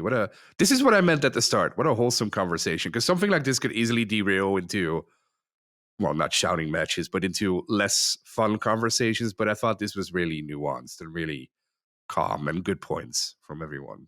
Because I think the time to come to the table and talk with all sides is here, man. I've been saying to people, I'll lean into this a little bit. The election was very alarming for one side of the aisle, I think, of just like, oh, wow, we're not the majority. And I think in that moment of reflection, there's just got to be a level of like, let's come to the table and discuss how different are people truly. It's like, reality is not really that much, No. Not really that much. I think the time for talking is here. And so that's what I'm hoping comes out of like this whole election cycle and everything, is like, let's start talking with respect to one another more instead of vilifying more. So I'm a fan of the nuanced conversation. It's beautiful. Great. Awesome. Yeah, that was fun. Yeah. I think we should revisit this topic sometime in 2025 too, and just see maybe midway through, do a Snow White spoiler cast. Maybe not. I'm going to take a page out of your book though, Locke, and watch a few of these, because I think other than the Jungle Book, which I was very intrigued about that one specifically, because that was the last original movie Walt had his hands on before he passed. Yeah. So that was a big one for me. But other than that, I don't think I've seen, maybe I saw Aladdin, but besides that, I haven't seen a lot of the remakes. So I got to kind of put my money where my mouth is as far as my opinion on these. But generally, it almost gets to the point of like, is nothing sacred? Like what are they not going to remake? Like look at like something that's a classic now that's been around for decades, like Nightmare Before Christmas. Oh, when did they redo a thing like that? Or is that a bridge too far? Is anything a bridge too far? I don't know. Well, up until 2 years ago, I would have said Lord of the Rings, but they did that with Rings of Power. Not really, but they kind of did like the prequel to it, and it's it is what it is. So yeah, I don't think anything is sacred anymore. But I think we're getting to the point where it is sacred again. Because I also think they have that Lord of the Rings anime out I was just about to say, it comes out next week. Looks awesome. War of Rohirrim looks good. Looks cool. Yeah. It does look good. I'm excited. It's smart to do anime, Lord of the Rings anime. We definitely brought that up in the past. I think they're listening. to us. And I think you're right too, Locke. I think that was a great point about, it seems like the whole thing started with either the Hobbit films or deciding that the Hobbit films are going to be multiple movies. Yeah. Something happened there. There was a breaking point where it was like, it just couldn't leave well enough alone. And you've ruined it. You've ruined it. But good topic. And definitely, definitely one that we're going to kind of explore going forward. And listen, I'm rooting for the Netflixes and Disneys of the world. I want them to do right by this. I'm still optimistic because I know the creators are there ready. These people are so much more brilliant than I'll ever be, and it's just like, let them operate. I wouldn't go that far, but yeah. Yeah. All right. We already decided that Matty's going to bring up the rear with his conversation, with his topic today. And I thought of this one sort of last minute. I emailed you guys yesterday, and I wanted to talk about chivalry, the idea of chivalry, because two things happened to me, I think, in the same week. And it just got me spinning on this topic. And, talk about chivalry, what it means to you guys. Is it just some old-fashioned relic of an idea from days past, or is it just some code from fairy tales and stories about knights and maidens, some swords and sorcery thing that doesn't really exist, outside of King Arthur and Knights of the Round? What does it mean to you? And I think about chivalry, and I always think about, I think it's a larger thing. It's a code, right? But I always thought about it as how you treat people, how you conduct yourself in a polite way, dealing, as a man, dealing with women, defending the downtrodden, sticking up for a bully in school, whatever it is, right? Something happened to me and I guess I don't really pay that much attention to it as a 50-year-old man. It's like I was raised in the 70s and I was born in the 70s, raised in the 80s, definitely traditional. And there's this whole thing with chivalry, the traditional versus the modern, but what is modern? And the other day, or a couple of weeks ago, we were coming back from vacation and we were in the airport in Charlotte, North Carolina. Went on a college tour with my daughter and the rest of my family. And we were returning the rental car. And I was holding the door for a lady that was behind me. And dude, it was a busy, Charlotte's a busy airport. It was a busy hub. We're in like the Hertz rental car area. And the woman stopped, like she was also coming into the airport behind me. And she stopped like 5 feet shy of the door. And as I was holding the door for her, and refused to take it, to the point I didn't even know what was going on at first. I was just like, wait, what? And it was a younger girl. I mean, I don't want to say young, I would say in her 30s would be my best guess. And what I eventually realized was she was saying that I shouldn't hold the door for her and that she wasn't going to take it. I should just let it shut so she could reopen it. But the funny thing was, it wasn't an automated door. And there was a line forming behind her of people that wanted to come in and a line of people that wanted to go out the same door that I'm holding for her.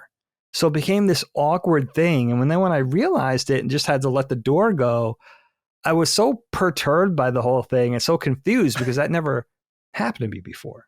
That's fucking unbelievable, bro. I was like, holy shit, what is going on? Maybe there's a 15-year age difference between me and this person. And I guess the sentiment is, feminism, whatever was going on there. But it never happened to me in action like that. And then I think in the same breath, I don't know if it was before or after, I was just watching a movie in passing, an older movie. I forget what it was. And a man and woman were eating in a restaurant, and the woman excused herself to go to the restroom. And as she got up, the man also took the napkin off his lap and also stood up as she was departing. And I realized to myself, I've never done that. I've never risen when a woman rose from the table, but that is a very old school, gentlemanly thing to do.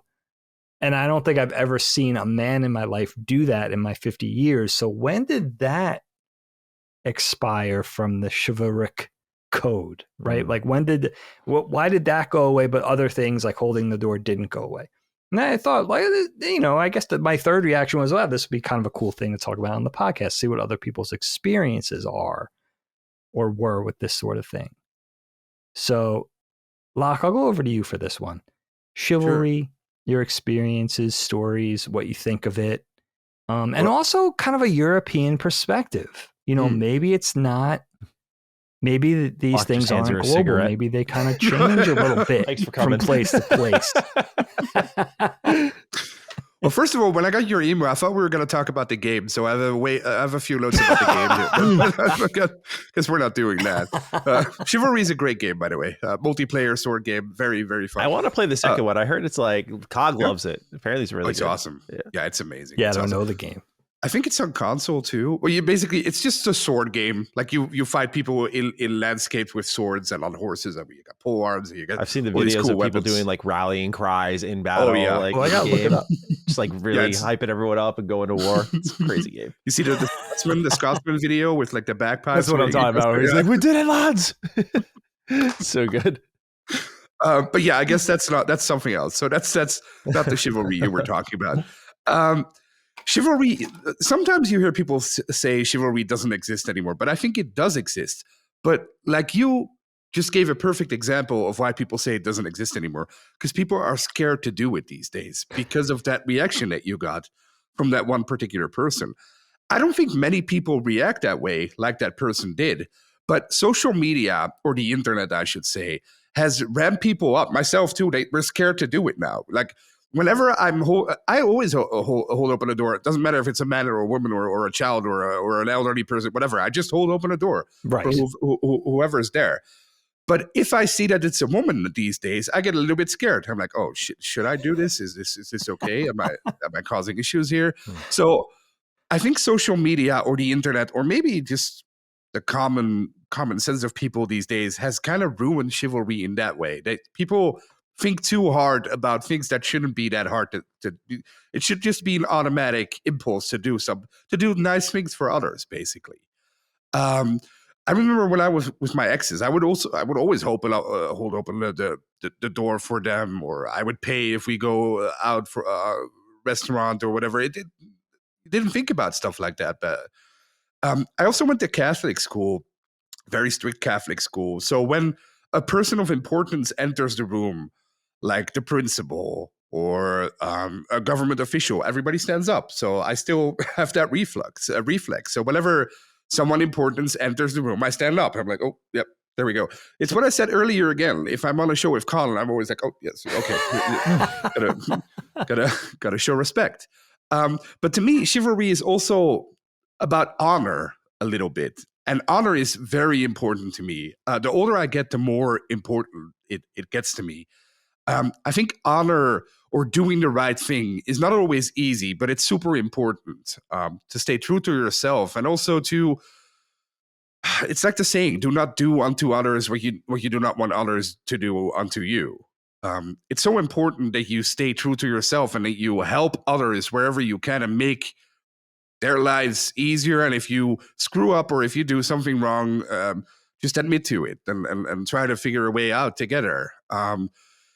It's these days it pains me when I see how angry or how the world treats each other, how people treat each other these days. It always makes me sad because it's so easy to just be nice to people out on the street.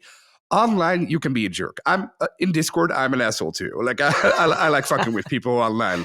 Or in it's Discord, a persona, or yeah, exactly, or on Facebook or Twitter or whatever.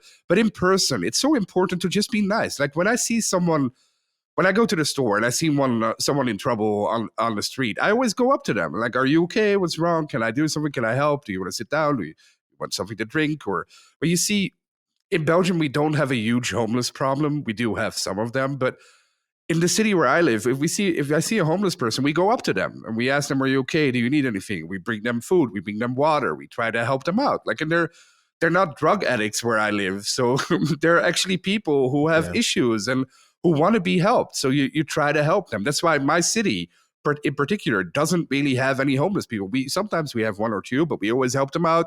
We try to get them to the center to try to help them out. So helping people out is so important, but the downside to that is that it's also bitten me in the ass a million times before, because it also made me a little bit gullible. A perfect example is editing for YouTubers. Matty, not you, of course. Oh no! To be clear, no, not you. not you. You've always treated me right. Colin has always treated me right, of course.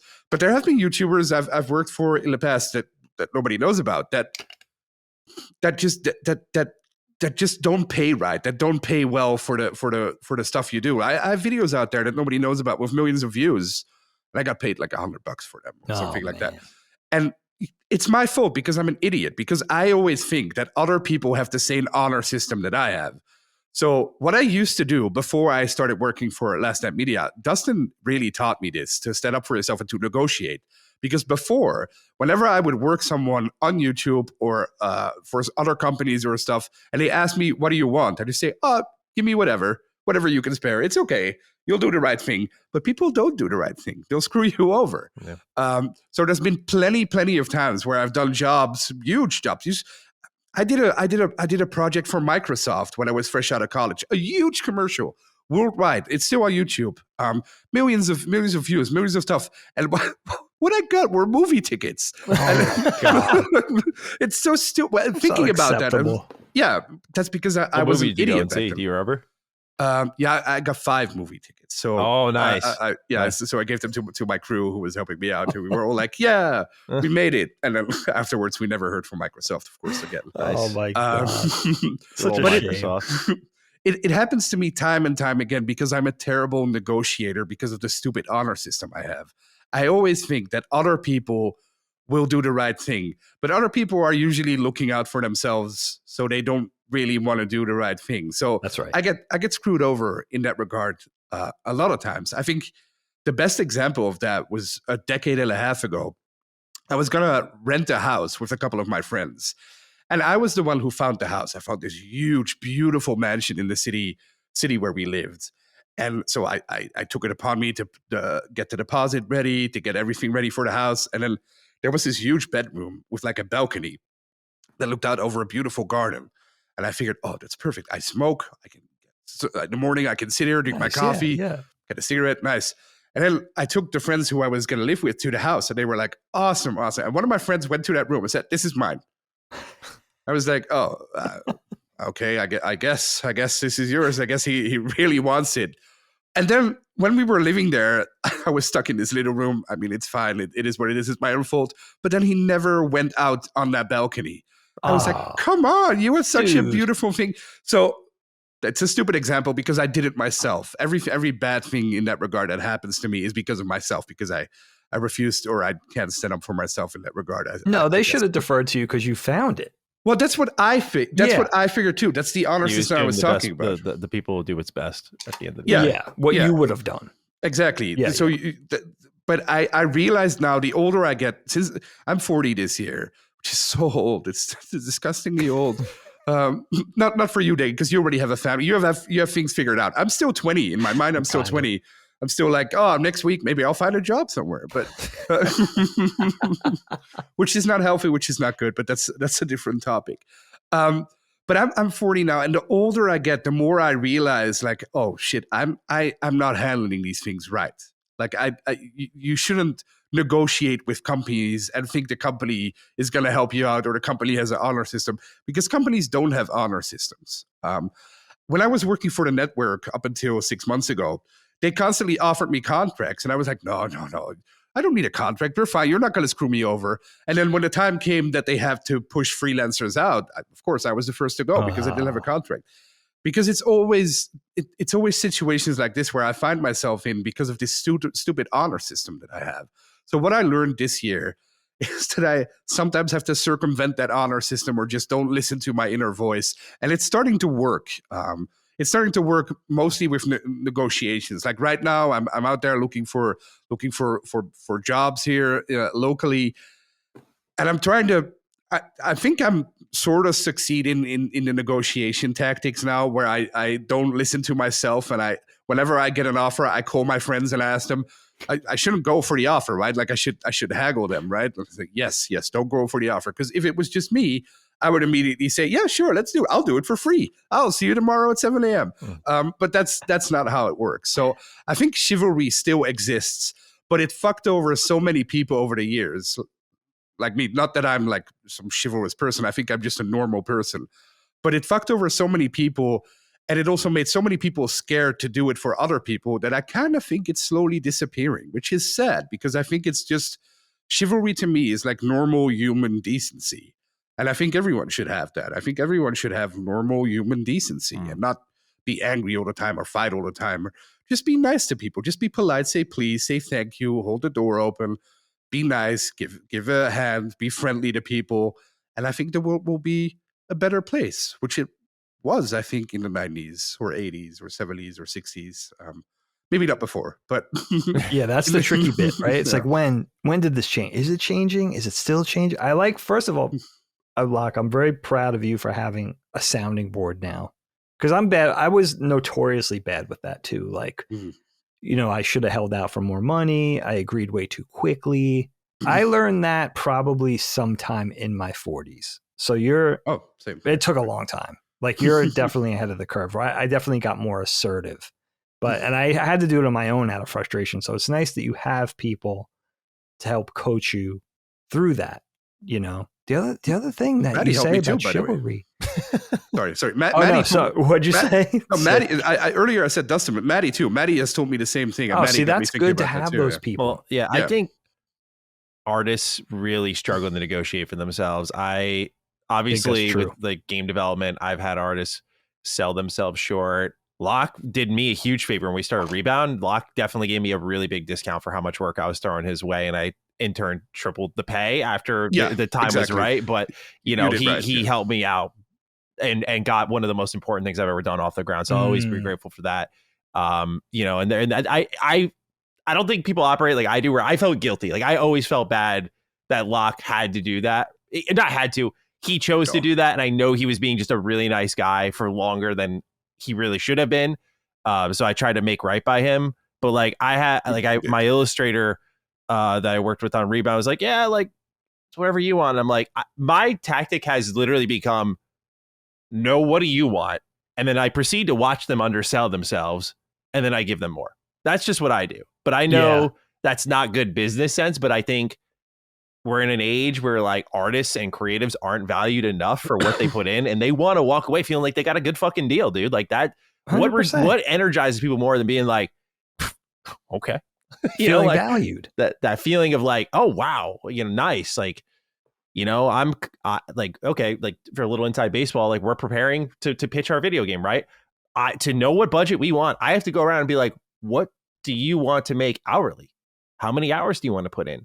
Yeah. And everyone's like softballing themselves. And I'm like, okay, cool. Like I get the opportunity to step out and be like, no, you're actually like, we're going to give you more than what you wanted. You know, and this is not me talking myself up, but like, I think there is chivalry in the business, right? Like, I think that's what's missed so sorely. And so people are always getting worked. And then in turn, they become callous and jaded and upset and angry and don't do these sorts of things. They don't do right by one another because the band is always screwing them. It's bad business. Like I never understood that. Like, yeah, let's fuck over the guy or the girl who makes this possible. Like, just makes no sense to me. Yeah, and if Matty could do it, Microsoft could certainly do it. That's the shame of it, you know. And Matty, that sort of forward thinking will breed loyalty and it'll breed quality. So you'll one hand, you'll benefit from that. Well, you know, being fair. I've had experiences where I have a good relationship with Locke where like he did not take advantage of me and he did right by me. And in turn, I was able to try to do right by him as best I could. Yeah. But I've had people I've worked with who I did extra right by them and they did not do right by me and would take that money and like not work, for example. And I would try to provide that job security, like, and they would just take no exaggerate, take the money and just not do anything. And I was trying to like put forward like a kind of good gesture of like, hey, you'll have job security here. Like, okay, life happens. I still got you covered.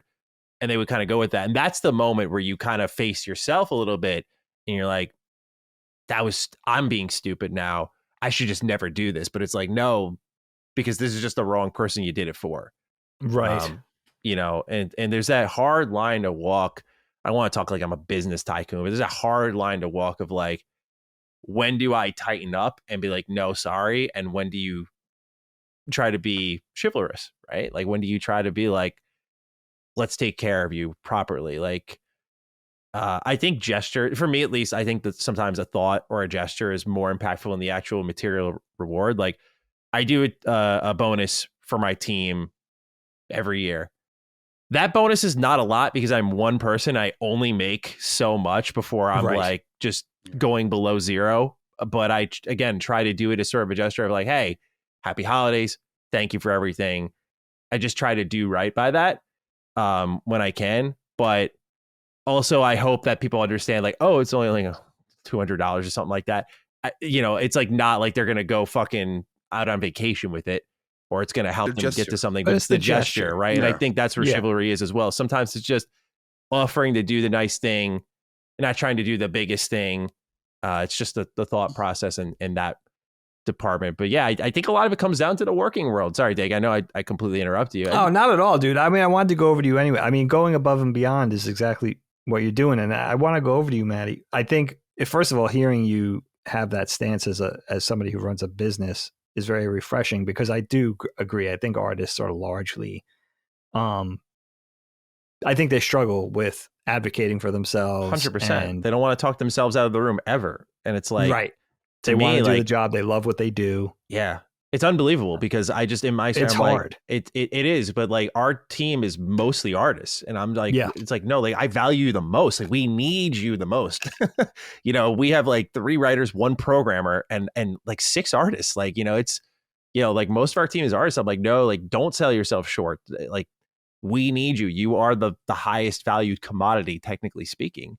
You know, but to what Locke said, I guess to get out of the business mindset, for me, it's funny we picked this topic because I have this weird thing where I really feel good with like the little interactions in this world. Like I don't know you don't know me, but we just did right by each other. We just had a pleasant interaction. Like those little pleasantries really fire me up. Honestly, like when I go out to the store, I sometimes get a little excited because like I know it's weird, but like I get to hold open that door and I get maybe a thank you or something like that.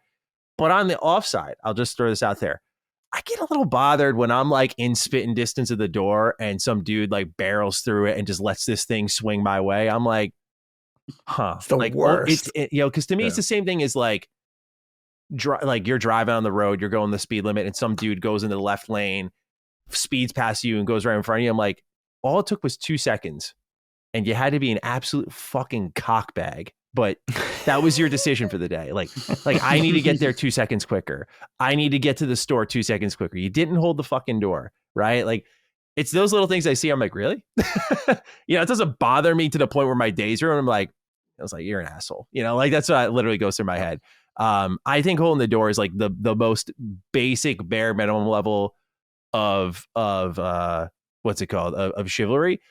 I'm the dude though. I go above and beyond. I don't expect this from me. I'm the dude who, if I like see an old lady like walking across the street and she's on her way to the door, and like I'm not saying I'll stand there for 30 seconds, but I will hold the door for a decent amount of time to kind of just like make that proper gesture, because then you have that good interaction, and I feel like that's a material good put into the world. Like when I talk to an employee at a store, I've never worked retail, but I've had enough friends around me work retail to tell me just how shit it is. And I've heard the stories and I've seen enough where it's like, I try to just be overly kind to those people, especially in this time of year.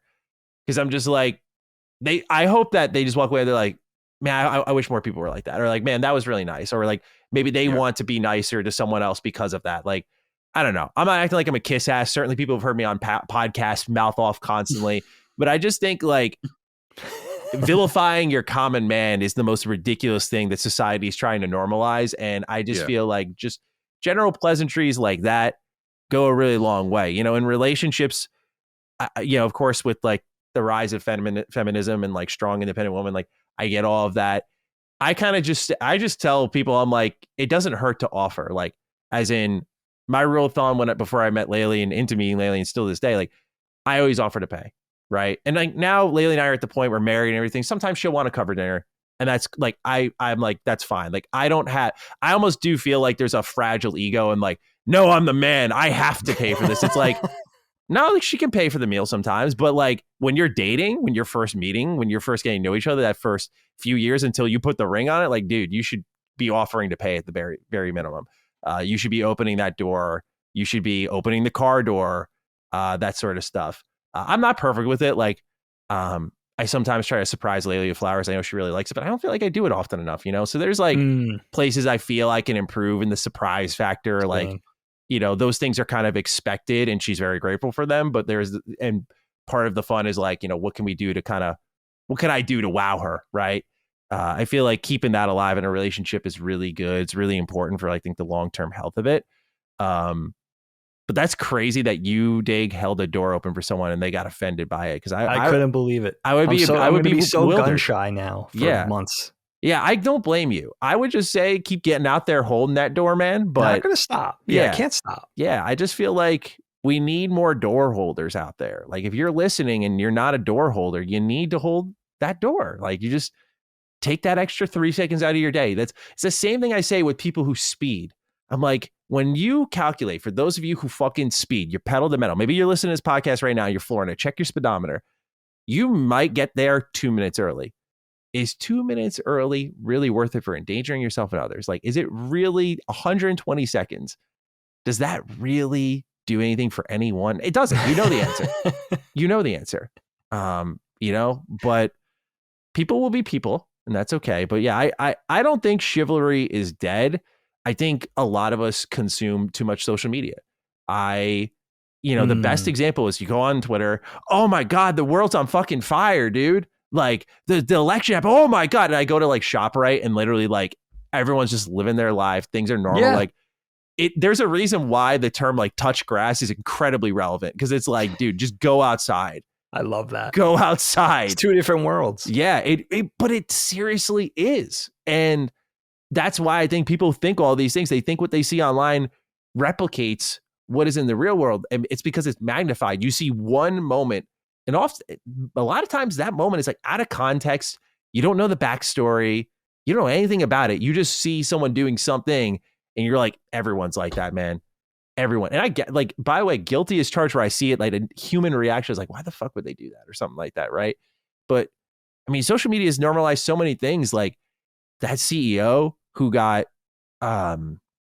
assassinated in New York City. Like there was just videos casually of this dude just getting popped in the street. Crazy. And I'm just like, holy fuck. Like we're so desensitized on the internet to these things. Like I know it's a little off topic from chivalry, but it is that I think desensitization of what you consume that really, I think, is leading people this way. Like, oh, what's the point of holding the door? It's like, I think it goes a lot.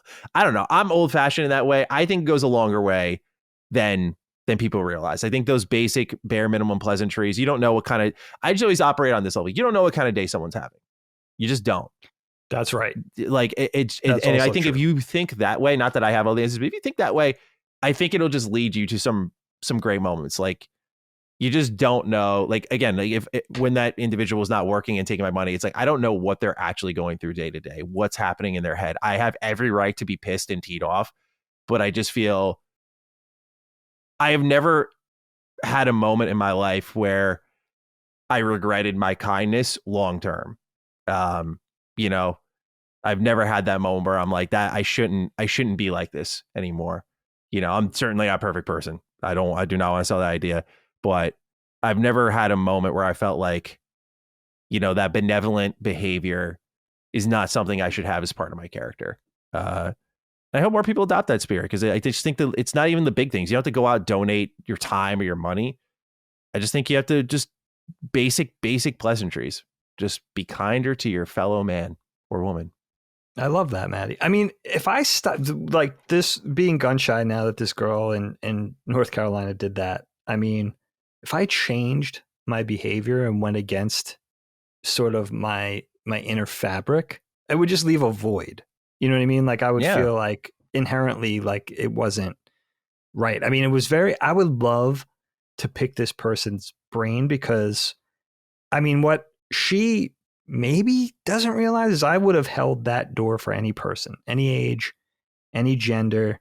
The last thing I wanted to do was offend somebody. I don't know why they would have been offended. Again, I would love to get in the head of that, in the inner mind of like what that is about. I mean, I think Locke brought up something interesting in that chivalry is kind of upholding people, often strangers, to codes that you adhere to, right? So there's a level of expectation and that makes it kind of tricky, but I think it's exactly what you guys both illustrated. It's just normal human pleasantries, do unto others, that whole thing.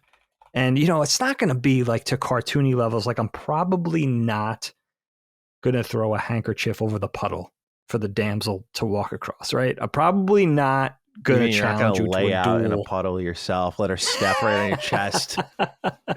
If you cut me off in traffic, well, maybe bring back the duel. I mean, make it like a paintball duel. That might be kind of fun, actually. But you know what I mean? Like, you know what? Something also that Matty said that I realize happens often to me is, have you guys ever like just, whether it's a waitress or a cashier or a salesperson, like you were just pleasant to them, not even overly pleasant, but just pleasant and nice and appreciative, thankful. And you could see in their reaction that they don't get that a lot. That makes me so sad. And it happens a lot where you're like, wow, they acted in such a way where they were either surprised by it or extra happy in reaction to the way you acted, because they must not get that a lot. And it's like, how are people acting out here? You know what I mean? Yeah. It happens to me all the time. Dude, I mean, not to make it online. It's funny. I say don't go online, and here I am. But like, you know, when I see like pleasant comments, they've never been more valued from me than they are right now. And I'm not talking about blowing smoke up my ass. I'm not trying to disavow criticism or anything like that. But people were just like the top comment on our video I posted today was like, Matt, you're really getting me through a tough work week. And normally, I think years ago, I've valued that for a while, but like years ago, I'd be like, cool. That's nice. But like nowadays, I'm like, damn, that's awesome, dude. Like that's, you know, and like, and I don't get that often. I think we operate under a level of, I think there's probably a term for it, but assuming good behavior is happening around us so we can let ourselves go a little bit. So I think a lot of people will write hurtful things and comments are like, Matty's got 500,000 subscribers. Like, I'm sure he's heard enough good things for today. Like, I'm just one drop in the fucking bucket. It's like, no, dude. Like, you don't realize how many people just don't give a fuck and write whatever they want to you. Or those comments that just people being good. I think it's the same thing in like the waiter waitress business, right? It's just like you hand them the menus after they're done taking your order. Thank you so much. You know, you're not overly kissing their ass. You're just being pleasant. They're like, you're welcome.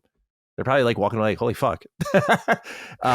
You know, you make a great point there, Dave, because it's true. I didn't think about that part of like the reaction you see sometimes kind of beckons, like you almost feel bad. You're like, I now want to be nicer because I feel bad for them, you know? Because again, it goes down to, you don't know what kind of day they had. You just don't. It's true, man. And whether you're doing YouTube stuff like Matty, or whether you're waiting on tables like a waiter or a waitress, or just like your normal day-to-day operations in your own house, like it's so important. I'm realizing this. I was just talking this about with my uncle over Thanksgiving. Like I was singing his praises, like on a text thread, like right before we went down there to Virginia to visit. And I was just like, dude, you were like, we get into it on text and laugh and joke around. And I was like, dude, like just got into this conversation of appreciating him. And like, you were so formative for me growing up, like your sense of humor and taking me under your wing. Cause he's about 16, 17 years older than me. So he was like a father figure to me, and he was so much fun. And just thanking him and how much it meant to him, and realizing like, we don't sing the praises of like, it's okay to like, just say thank you, or I love the way you did this, or, you know, like Matty's saying, like you work to make this video, and the only thing you hear are people's problems with it or the negatives. There's not enough people just saying, man, this was great, man, this got me through the day, or I love this part, or this timestamp had me, you know, rolling in the aisle, whatever. You know, like it's so important to just appreciate each other and just take that minute to say, man, I love the way you did that, or I love the way you handled this, or I love the way you drew this, or I love the way you edited it. It's so important, you know, and we don't do it enough. Because I think it's just, you kind of, it's like the verbal sort of act of giving, it's giving flowers, right? Yeah. Without the flowers, just words, but it's, people could really take that to heart, you know? I just don't see that enough in my own life. Yeah. You know, so I try to be that. I really do try to be that to everybody in my life. Like, oh man, like could be just a sentence, you know? Well, you know, I think it shows, you know, Dave, we've only had opportunity to hang out a few times, but yeah, it shows in your character and your demeanor and the way you carry yourself, and even the way you speak, that like, you just know, like there's people you just know, like you sit down, you hear them talk, you're like, that's a good guy. Like that's I appreciate that. It's a good dude. And like, you got that. I'm working on it. You know, thank you for that. Of course. Yeah, that means a lot. Yeah, it means a lot. I mean, it's, yeah, I think a lot of it's just like, I'm going through all kind of midlife crisis-y shit. Like some of it's comical, like I need a Porsche, like this stuff that you always hear. And some of it's just like, I need to change this about myself, or, you know, I see Locke smoking a cigarette and I'm like, that just looks so good to me right now. You know, like all the things, all the midlife crisis-y things. But that's one thing I've definitely realized in the last year or two, is just try to be instead of like singing somebody's praise bent over their gravestone, God forbid, do it now. You know what I mean? Do it in the living. Yeah. Like say how much they mean to you. And every so often. It doesn't have to be every day. You know, it doesn't have to be sickeningly sweet or anything like that. But just do it while the people are alive to hear it. I just think, I don't know, it just makes sense. It started to make sense to me, you know? Yeah, dude. So, yeah. I felt that way about my Mimi before she went. Like I always hung out with her. She lived I felt very blessed. She lived literally like right around the corner. So I just go over her house constantly. So that cool. Time spent was so valuable, but I'll always remember when she started to get sick. We took I think they put her into like a little bit of a nursing home for a little bit. And I mean, the decline was scary. I always remember I didn't get the chance to see her until that weekend. And when I got there, I mean, dude, she wasn't there. And I felt so broken despite all that time I had spent, how many times I loved her, how much she mattered to me. I'll always remember bawling to Laylee in the car. I was so, I mean, this is like my best friend growing up. I was so sad to see her like that. And I felt so blessed that because my mom was like, that place is killing her. We had to get her out of there. So when my mom got her out of there and she started to get back on her feet, I literally, sorry, it makes it really, I felt like God gave me a second chance to be like, you get to say, like, she's probably got a little bit of time left. And she was back. She was cognizant. It was the fucking craziest thing. Like I had another year, I think 2 years with her. Oh, wow. Yeah. Like it was unbelievable. But I had this God-given opportunity to be like, get it all out. You know, the timer's on, get it all out. And I think she sensed that as well. I don't think many people get that chance. I would have probably felt totally different walking away from that situation, just seeing her like that. And then she passes in a couple of weeks versus what actually happened. That was one of the biggest points in my life where I was like, you got to just tell the people, even if you spend time with them a lot, even if they know it, just get that personal validation of like, I appreciate you, you know?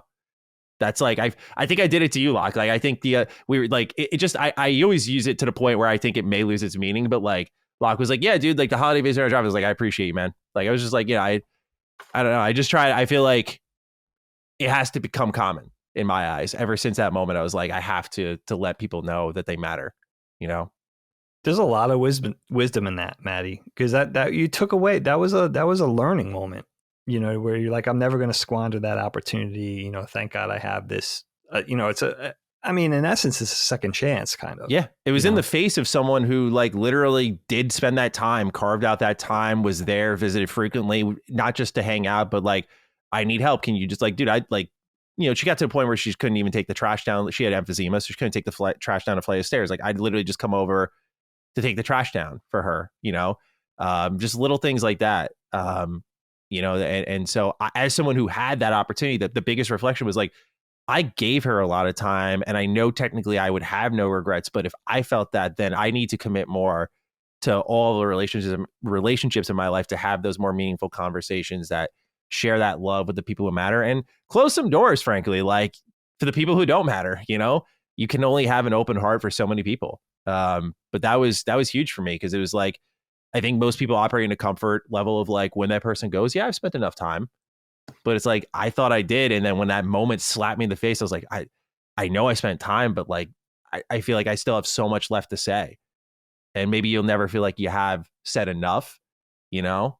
There's still things I wish I could say. Breaks my heart thinking about it, but you know, it was a huge learning point for me, you know, huge. It's huge. That's huge. I mean, you know what? In my old age, now that I'm so old and I'm gleaning like a little bit of wisdom here and there, it's like I find myself sort of directly reacting to not wanting to feel regret because I regret things. Like I regret, like Matty saying, like specifically like my best friend's mom passed. And I just didn't want, I got married and we bought our second house and we had the kids and they were little and I didn't make it out to New York a lot to see her. And she would text me and just be like, when you coming to visit? And I never got to spend time with her later on in my 30s and into my 40s because things were just so crazy and I regret it. Mm-hmm. So, and I think I'll always regret that because I miss her so much. She was like another mother to me, you know what I mean? And just such a great friend. So now it's finding like, okay, you feel that about that person, take that lesson into the next relationship and sidestep the regret this time. So a lot of it is just for me, like dodging regret, possible future regret. And that works for me because I already know what that feels like. I don't want to feel like that with another person, that sort of thing. So yeah, I mean, it's really, it's all connected. It really is. It's all connected. I think it's, with this type of thing, chivalry, I think a lot of it is karmic. I feel like a lot of it is karmic. Like I try to behave in traffic the way I want people to behave me when I'm driving around them. You know what I mean? That type of thing. Yeah. Locke, we lost you. Hold on. No, I'm an idiot. I had myself muted. I wanted to light a cigarette, but then I didn't because you said you enjoyed it so much. I like the ASMR of the lighting. You gotta leave that audio. But I had the same thing with my dad, Matty, where you talked about with your grandma, of course, but in a different way. Because when my dad got sick or had his accident, people disappeared. Like the family just disappeared. It was just him and me at the end. Nobody came to visit him anymore. Nobody cared anymore. His friends disappeared. Family disappeared. Everyone was just gone. Just him and me. And then at his funeral, a lot of people came up to me and told me like, "Oh, I'm so sorry. I wasn't there. It was hard for me." And I told each and every one of those person, "Well, fuck you. Like you had your time. Don't apologize to me. Like you should have apologized to him when he could still hear it." 100%. And I know for a fact that certain family members feel incredibly guilty about that, and they should. I think not to me. I mean, they didn't do it to me, but they did it to the kindest man. They did it to their dad or to their uncle or to this person that was so important to them. So I think that's a very good point, Matty, that you should spend time with those people while you can, because at a certain point you can't anymore. I miss my dad every single day so much. I wish I could just talk to him one more time. And I got robbed of that because he had an accident and it didn't register with him anymore. So his body was still there, but I could tell him I love him, but it didn't compute with him. Yeah. So I think it's very important what you said, that you spend time with the people while they're still there physically or mentally, or that they still realize what they mean to you. 100%. When you can. Yeah. Absolutely. Yeah. And hold those doors. Help those old ladies across the street. Do you guys know Colin's holding the door story? This is a classic story. No. And it speaks to me because I do the exact same thing. I don't know who got it from each other, but he's a big one for this, for chivalry. And he always holds the door. He tells this story about he held this door for a guy once. I want to say it was when he was going to school in Boston. I think because the whole thing sounds very Boston to me, but he held the door for a guy, and notoriously in the past, again, we both do this. When somebody doesn't say thank you, we say you're welcome anyway. It's a very passive aggressive sort of New York, Long Island thing that we both do. And I still do it to this day. But one time, Colin held the door for this guy. The guy didn't say thank you. Colin said you're welcome. And the guy got pissed. And he basically was like, it was your, the guy's stance was that it was your, choice to hold the door. It was my choice whether I said thank you. I don't need to say thank you, motherfucker. And like it almost got into like a fist fight because Colin said this passive aggressive, you're welcome. And I always think of that but it's never, again, it was almost like Colin's version of this girl just standing still and not accepting the held door for me. Like it was almost the same thing. It was an anomaly. Like it's going to happen 1 out of 1,000 times. So if you learned any lesson from this conversation, don't stop. But I really would love to know why I couldn't hold the door for it was so strange. I remember being so confused. Is she stuck? Like all these things are going through my mind. Like why isn't her arm reaching out? Like was her arm broken? Like what?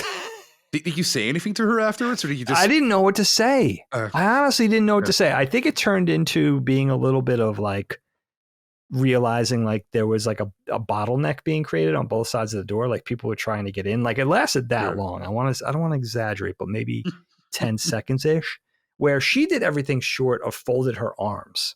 Wow. Like to send the message, like, I'm not accepting that from you. Yeah. It got to the point where I was like, that's like gross, personal. like something in my hands. Like, I don't know. You know what I mean? Like so many things still go through my head, but I think the whole thing was like, I don't know. Maybe she hated men. I have no idea. You know what I mean? I'll never know. It's one of those like Lewis Black moments of like, what's that stand-up routine where he's like that he heard the girl say, if it wasn't for my horse, I would have never went to college or something like that. And he made the mistake of walking away from that conversation, not realizing what any of that meant. So he was tortured by, it's the same thing, but it makes for a good story.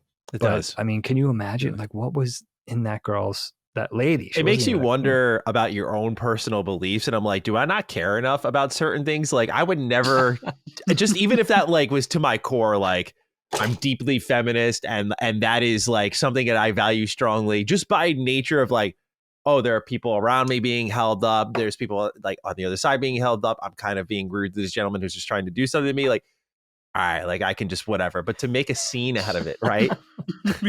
Yeah. Like I'm like, do I not care enough about certain things? Like, do I just not give enough of a fuck? Is what I wonder. I'm like, should I be more passionate and emphatic to kind of like make my stances, stand my ground? Like, I've grown up around like two particular types of people, like stubbornness and anger. And I'm just like, I try to stay away from all of that energy personally. Mm-hmm. And so I wonder if I become too lax. So when I see someone like that who's very firm in their beliefs, I'm like, there's almost a level of admiration despite the rudeness. There's a level of like, wow, you really fucking think this is right, don't you? Like, I hear that. That's brilliant, Yeah. Doubling down for your own crazy. I love it. Yeah. Maybe she'll hear this. I don't know. Yeah, imagine. Maybe we'll get an answer ultimately. That's good. But I'm satisfied. Matty, I'll just stay with you. You're going to take the last topic today. I think it's a good one to go out on. Sure. Yeah. So since this is my last Constellation of 2024, I'm likely taking a subject that many people will think of as we approach the new year. But for me, my year really ends the second week of December. It's just a good time to reflect, right? Which we've done a lot of this episode, so it's kind of weirdly in theme. But I just wanted to take a look at the calendar year and just see what we learned about ourselves, what we plan to do moving forward. I wouldn't call it New Year resolution, but just, again, looking back on 2024, what have we learned about ourselves? And how would you assess the year for yourself on a personal level? For me, it was a really interesting year. Like it really was, because coming out of my break from 2023, which is like such a fun year for video games, into 2024, it's like, I don't think starting it off, I expected the whirlwind it would become, right? But as the year went on, we launched a new channel and Rewind. And like, that was a really fun experiment to see how it went. Like we kind of doubled down on what can we do for that rebound audience? Like that was the big project to open up the year. And then the next thing was like, I started to, dial in on traveling again. Like I got back on my feet, literally, figured out my balance disorder and what was going on there. I can now travel on planes. And so went to North Carolina, had like a fantastic vacation with my wife there. By the summer we committed to like, we're going to have a smaller wedding. We're going to do this in September. Before that, travel to a couple more events. Like I felt like everything was really clicking, right? I was like, wow, I'm traveling for work. I'm marrying the love of my life. I was at a point come mid-September that I was like, oh man, like I have not felt this happy ever. I don't think. Like this is I feel like the feeling that maybe you guys recall of like the first time you meet someone you love dearly, like when I first met Laylee, that feeling of like that sort of happiness, like wow, shit's going well, man. Like that was the feeling I was getting in September, and marrying her and just experiencing that, and kind of the emotional leveling up that comes with that in both your relationship and personally, of like this is a huge commitment. And just adjusting to that. But that combination of like personal highs, career highs, kind of culminating, I was like, wow, this is like actually been a great year. But then there was like the challenging part, right? Like when I don't mean to like lean it. I hate using the term, but I have to use it. Like when I was getting canceled, right? That was the moment of the year where I was like, I just feel like I lost everything emotionally out of me. Like just dragged me into the streets, stomped on me. And just got to see the evil of man in real time, as like a literal personal worst nightmare of mine came to life, right? Awful. And to assess the situation, figure things out, get to the bottom of it, and walking away from that moment going like, okay, that was a life-changing moment. Like I'll always remember that. And I hope years down the line, I'll be able to laugh at it more. But there was that moment of like, wow, it's like a near death experience on a spiritual level. Like my life just flashed before my eyes. And in that thick of the really the month exiting it, the slew of emotions I experienced of like anger, frustration, deep sadness that I had not felt in 7 years.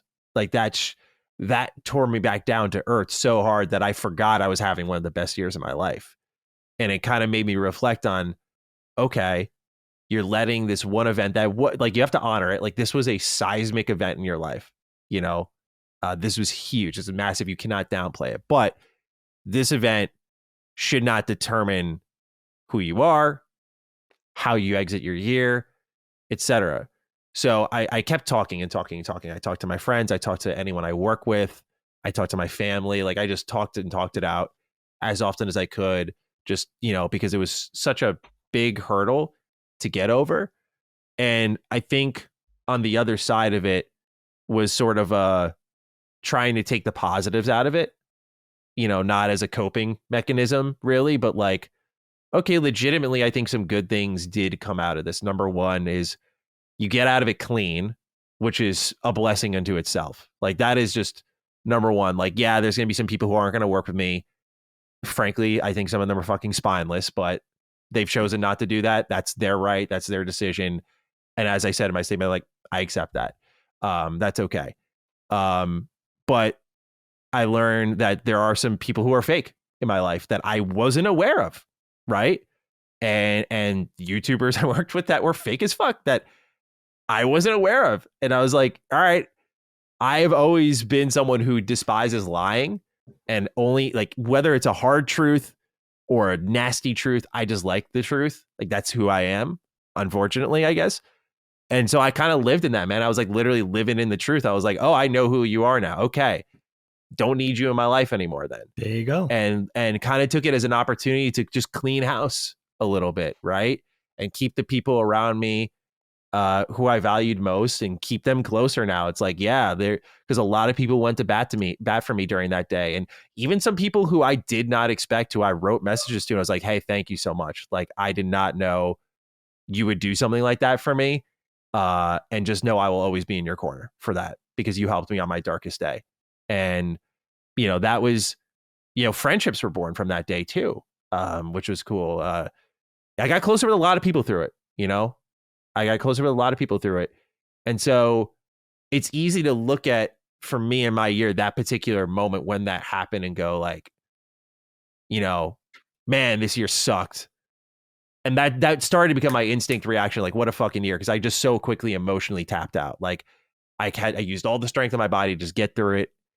And it's like, once I was on the other side, it's like, I was so spent that I started to look at everything so negatively, but I was like, no, like you are just having the best year of your life. And if anything, this is a challenge to see how well you can separate the good from the bad. It's like, yeah, bad things happen to good people, if you want to put it that way, all the time, unfortunately, but it's always how you kind of respond to it, how you move forward from it.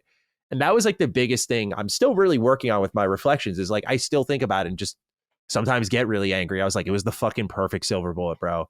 It was the perfect silver bullet to get me. And the combination of that plus everyone's doubting me was spirit breaking. But to be on the other side now, have that clarity, being over a month and change out from it and just kind of assessing it more objectively, continuously.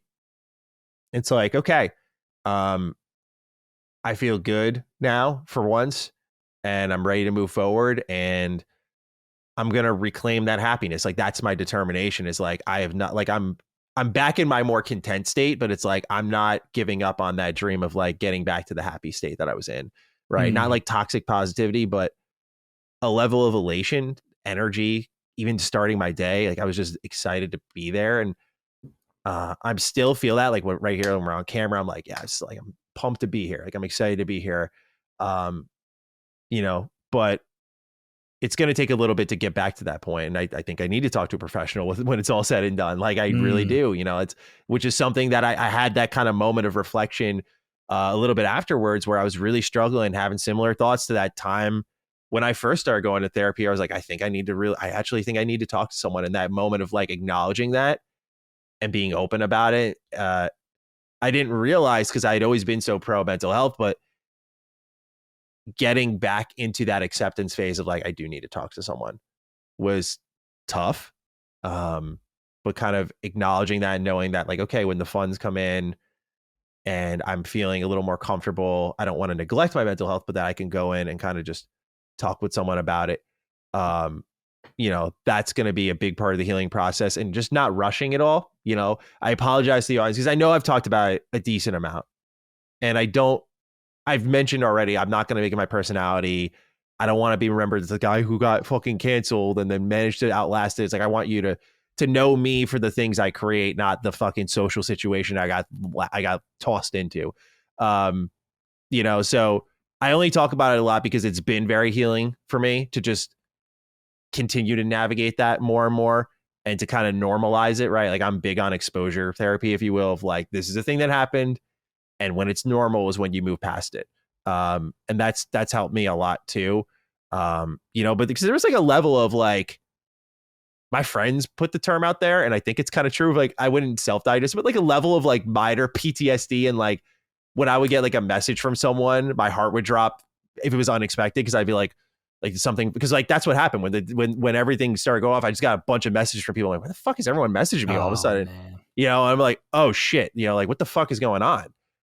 Like that was a scary moment. So when I get these unexpected messages of like, hey, just a quick question, I'm like, oh God, what happened? Like, I'm like, I didn't do anything, but like, what the, like, you're just, even though you're operating in the clear and that you've done everything right, you still have that scare that hits your body, and navigating that has been a little bit tough, but I've gradually gotten out of that rhythm quicker than I expected, frankly. But that's because I've been talking about it. So again, I admire the audience's patience. I know they've heard about it a decent amount, especially on Duke, if you listen to that, but that's kind of what my reflections of Urine Me is like. Hey, man, this has been a great year. You can't let one moment define an entire calendar year of like mostly being up. And, there's certain things that drive me down. Like, I think of like the status of like discourse in entertainment. And I'm like, it could be so much better. That sort of stuff does bum me out more than it probably should. But I just feel so strongly about it. But it's been a good year is what I would look at. It's like, it's been a really good year, and I'm trying not to lose sight of that. I'm curious what your guys' year brought to the table for you. Any key moments that caused you to reflect or anything like that? Lock will go to you. Any thoughts, sir? Yeah, well, what happened with you, of course, was also a big impact on me, and it made me realize that I don't want to do this anymore. I told you that at the time as well. When I saw people coming after you for such a dumb thing too, it was also stupid. When everything was happening, or no, really the week after it was all done and over with, I was more like of the mindset like, okay, before this, I thought this is what I wanted to do, like stuff that Matty does, like put yourself out there and make videos, and the opposite happened. As soon as all that stuff happened, and I saw former friends of yours betraying you, if you want to put it that way, or people who don't know you assume the worst, or just all the horrible shit that happened, my immediately reflex was, okay, this is not something I can thrive in or want to live in. I think if that happened to me, what happened to you, I would just be gone. I would just close my Twitter, close my YouTube, and just be gone. Fuck it. But you can't do that because it's your career, of course. It's also the level of letting them win, like, it's like, no, I didn't do shit, dude. Like, it just was a fucking innocent stretch of mishaps that really fucking led down the wrong rabbit hole. And that's all that came out of it, bro. And that's why I say I call it the silver bullet. I was like, it was a fucking perfect sequence of things that happened to get me. And if that's what it took, then I feel pretty good about it. But yeah, bro. Well, but it wasn't. That's the problem. You didn't do anything wrong. Yeah. That's the issue. If you did something wrong, or if it was malicious, or if it was, again, I don't know, people will maybe get mad at me for this. I don't think it was a big deal what happened. I think people came after you for such a stupid thing. Who the hell cares? A broken NDA. Like if anybody cares about that. Nobody gives a shit about that, except the company, of course, that was involved with it. But gamers don't care about a broken NDA. Right. They cared because you gave Dragon Age to Vilgard a negative review. That's why this happened. Yeah, there was definitely a comment out. I'll just say I noticed that very pro BioWare. Yes, Dragon Age, which is funny. I was always pro BioWare. I still am pro BioWare. Exactly. Like even despite everything that happened, like I'm still pro BioWare, which is funny. But like I noticed that there was a consistency there of those who were like fanning the flames and what their preferences were. Which is ridiculous because, like you said, you were always pro BioWare, and I know the account who retweeted it was racist and stuff. But who the hell thinks? Who would in their right mind would assume that's you? That was also such a stupid thing. Like, why would you make a fake account, retweet the N-word, and then put your own footage up there? Like, who the hell would? Who the hell would? Like, there were Reddit threads who accused Matty of doing that, which is that's insane. It's just ridiculous. It's just ridiculous. But when I saw that happening, I was like, okay, these people are just bad. They're just bad people, and I don't want to do this. I don't want to put myself out there and have these assholes like form an opinion about you that's not true. So that's when I figured, okay, we'll just do up until that point, I only did Rewind. That was the only thing I did, Rewind and Last Time Media. But we had plans. Like I was making videos for Rebound, for instance, or other stuff that I had planned. And I just said, no, I don't want to do any of this anymore. I want to focus on my own channel. I want to do stuff with LSM. I want to do Rewind, and that's it. I don't want to do anything else because these people are just. I don't even know the right word for it, but it's just it's so malicious. It's so hard. Undeserving too, because Matty is such a nice guy too. And what was most apparent to me is that I think 90% of those people knew that Matty was a nice guy, and they still did it. Look at what that I don't want to. Well, I'm just going to name it. Look at what that Grumps guy did with that fake NDA. He knew that was fake. He knew that wasn't real. He knew that was fake, and he knew that would cause you more trouble. And he still did it. He still tweeted it and asked his audience, is this real? What do you guys think? How do you explain that? Why? Money. He gets money out of it. It's people retweet it. People, it's gross. It's engagement. They answer to it, and he makes money out of it. Now, I think that guy sometimes has a valid point, but because he's such an asshole and such a horrible messenger, is that all his points are down the drain now because he lies constantly. So the issues that people wanted to raise about a game like the Veilguard are all gone now because no normal person cares because they're crazy, which is such a shame because they raised valid points. The writing in that game wasn't very good. There's conversations to be had about the game for sure, right? Yeah, exactly. But the problem is that the whole thing got muddled because of this stupid nonsense. And it really made me see that for me anyway, there's no future here. Like it's a shame because you're very good at what you do too. It's a shame. It's a loss for them. Well, that's nice of you to say. But what I meant to say was there's a future for me on my own channel. Oh, okay. I thought you meant like out when we talked about it. My bad. No, well, when I was making videos for Rebound, for instance, that's how we started, right? In April, I made like 3 videos for Rebound and I had fun. But when I read the comments, like the Rebound audience is mostly good.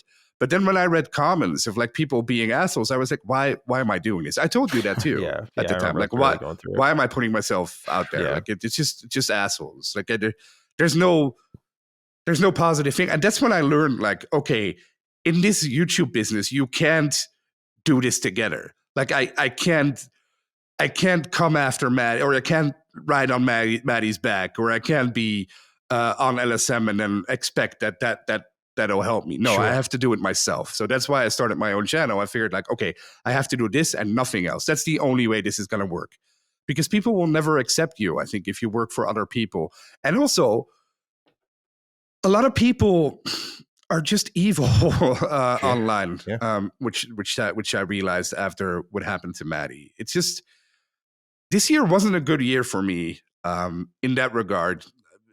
It made me see how foul this place is and how mean and how bad, even though it can also be good. Like you said, Matty, you took a lot of positives out of it too. But that's not the reflection I had on it. Yeah. I think the thing that would drive you most insane if you were in my shoes, especially just knowing you, is, I mean, I've shared with you some of the shit I read, like, as in, like, you saw one about, I shared you, I was like, I got a good laugh out of this because someone was saying, like, I love Star Wars Outlaws. And I'm like, what happens now, because my name is so widespread, is there's just misinformation about me literally everywhere now. Like, about even my basic taste on games that you can literally tell from a YouTube title. Like, people just get that wrong. And it's a good indicator because you look at it, you just like, you're clearly not paying attention. You don't have to deeply research me. Like, I'm an easy person to figure out because I'm on so much shit. There's no sense in me hiding anything because it's literally like, I am so available. I can't bother to keep track of it all. So I'm not going to. But yeah, dude, like there's just like assumptions about me on like, he's pro this, he's anti that. It's just like, and I get it from different sides of just like, bro, I have never been more. That's it. What made me storm back is like, I have never been more empowered to do what I do now because it's like, I am not a side. Like I've always been about nuance, and it's never been more clear than ever. If any side of the fence can't make up their fucking mind about me, where like some of them are like, he's great. Some of them are like, fuck this guy. It's like, that's what it is, man. It's like, I don't live to make content to piss people off. I just make it to inform and educate and entertain. That's the thing. Yeah. And so for me, like, I think you in particular, like if you were in that spot, would be driven insane by just like, when I read, I'm just like, these people don't fucking know me. Like they just, but they lie. They just make shit up. Like even on the LSM subreddit, they made shit up about you, which was like, him. You watched The Finding Duke. Yeah. I don't know. Strange. It's weird. Yeah, it's weird. But then it really is. But then moving away from that on a personal level too, this year, the past 5 years just have not been good for me. But I realize they have not been good. So I think I'm finally in a position where I realize I have to change now. Like I have to grow up. I'm 40 years old. Like I can't, when people ask me, what do you do? Like I make videos for YouTube. Yeah, no. Like I have to get a job now and be a human being, live like an adult and not live the way like I've been living. I've been living like a ghost. My friend, just this Monday, I had dinner with a couple of people that I haven't seen in a very long time. And when I got there, the first thing they said was, what happened to you? Wow. Because I look like a completely different person. I'm aged like 50 years in the past 5 years or 6 years. I'm way bigger now. I'm bold. Bold, I don't care, but I'm way bigger. I'm way more brave. I'm always stressed out. I'm not the person I used to be. And I need to get back to that. And I think the only way to do that is to change, or to change my routine or get a new routine or do something at least and get out more. I'm always sitting in front of my monitor working or doing other stuff. Like I need to just go outside and shut online off, I think. For the record, ladies and gentlemen, as someone who's worked with Locke for a while, it is very difficult to send this man on a vacation. The amount of times I've told Locke, like, I got it. He's like, no, I got it. Like, give it to me. I want to do this. Like he's such a good salesman for like wanting to take on the like extra where I believe him. And then I immediately am like, this motherfucker is just like neglecting himself. Well, that was my final positive note, to end on a positive note. I am very thankful for the friends I've made over the years online, like Matty, everyone at LSM, literally everyone. They're my close friends. And I know that when the new year starts and I maybe focus on other stuff, I know they'll still be there, which is important to me. Because you guys are a part. I don't have a family anymore, so you guys are a part. I treat you partially like my family. So that's what I'm really thankful for this year or the past few years, that I've met incredible people all over the world. Also people from the LSM Discord or other places. They're really good online people out there who really mean well and are great people. And that is opposed to the evil side of it all. So I'm really glad that there's both sides, and the good side always wins out at the end. So I'm hopeful for 2025. I'm very much looking forward to it. Yeah, I've never really felt that way about a new year quite like I have this year, where like just like clean slate is so. It's the other thing I was thankful about with how everything timed out. I was like, thank God this is at the end of the year. If this is like June, where I'm like at peak busy and you're heading into the holiday season, I'd be in like survival mode for half a year. Like that's not good. Like I can last in survival mode for a couple months. That's fine. But like, I'm with you, man. Like a clean slate, just really looking forward to it. I also made the mistake of not doing I didn't edit this year. We did Rewind, of course, and I did LSM. I was on more podcasts, which I really enjoy. I enjoy podcasting a lot. I think that's amazing. But I started out as an editor and I wasn't editing anymore. So I want to get back to that on my own channel. I want to edit my own stuff and just do fun stuff again, instead of always being stressed out and worrying and the views need to go up or this needs to go up or this happened there or this happened there. No, I just want to have fun again. Like you have, Matty. I think Matty is a great example of the perfect. Well, you're like the perfect role model to me of how to do it online. It's true. That's very nice. you're always nice. You work the hardest out of anyone I've ever met. I've told you this plenty of times. You're the hardest worker on the planet. But you also deliver quality, and you do it with a smile, and you mean it too. That's the most important part. You mean it. There's so many fake people out there. You're not fake. You mean it. The same goes for everyone at LSM, by the way. They mean it, which is so important. Yeah. Again, it kind of goes to our Disney conversation. I think sincerity is everything. Like I appreciate you saying the word quality, because I don't know if I would always. I think Retro Rebound's quality. I don't know if Mr. Matty's quality. I think it's quality in conversation, and I think it's all people want. It's like sincerity and like, hey, we may disagree, but like that's cool. That's all the type of energy I try to bring. It's like nothing will ever be that serious to me, and hopefully that kind of spreads like wildfire. Like that's why I love working at LSM, dude. It's like yes, just that ability to have those conversations with people I disagree with, like going. I didn't expect to do a spoiler cast 2v1 on fucking Dragon Age the Veilguard. I was like, are you kidding me? I was like, there's two people who like this game in this fucking network. What? I was like, get the fuck out of here. But it was like that open conversation was great. Like it I think just teaches you to open your mind a little bit, man. So yeah, dude, it's like it's a good year for establishing. I'm glad you had the same takeaway, Locke, of like thankful for friends, thankful for the people you met along the way. Yeah, definitely. Love that.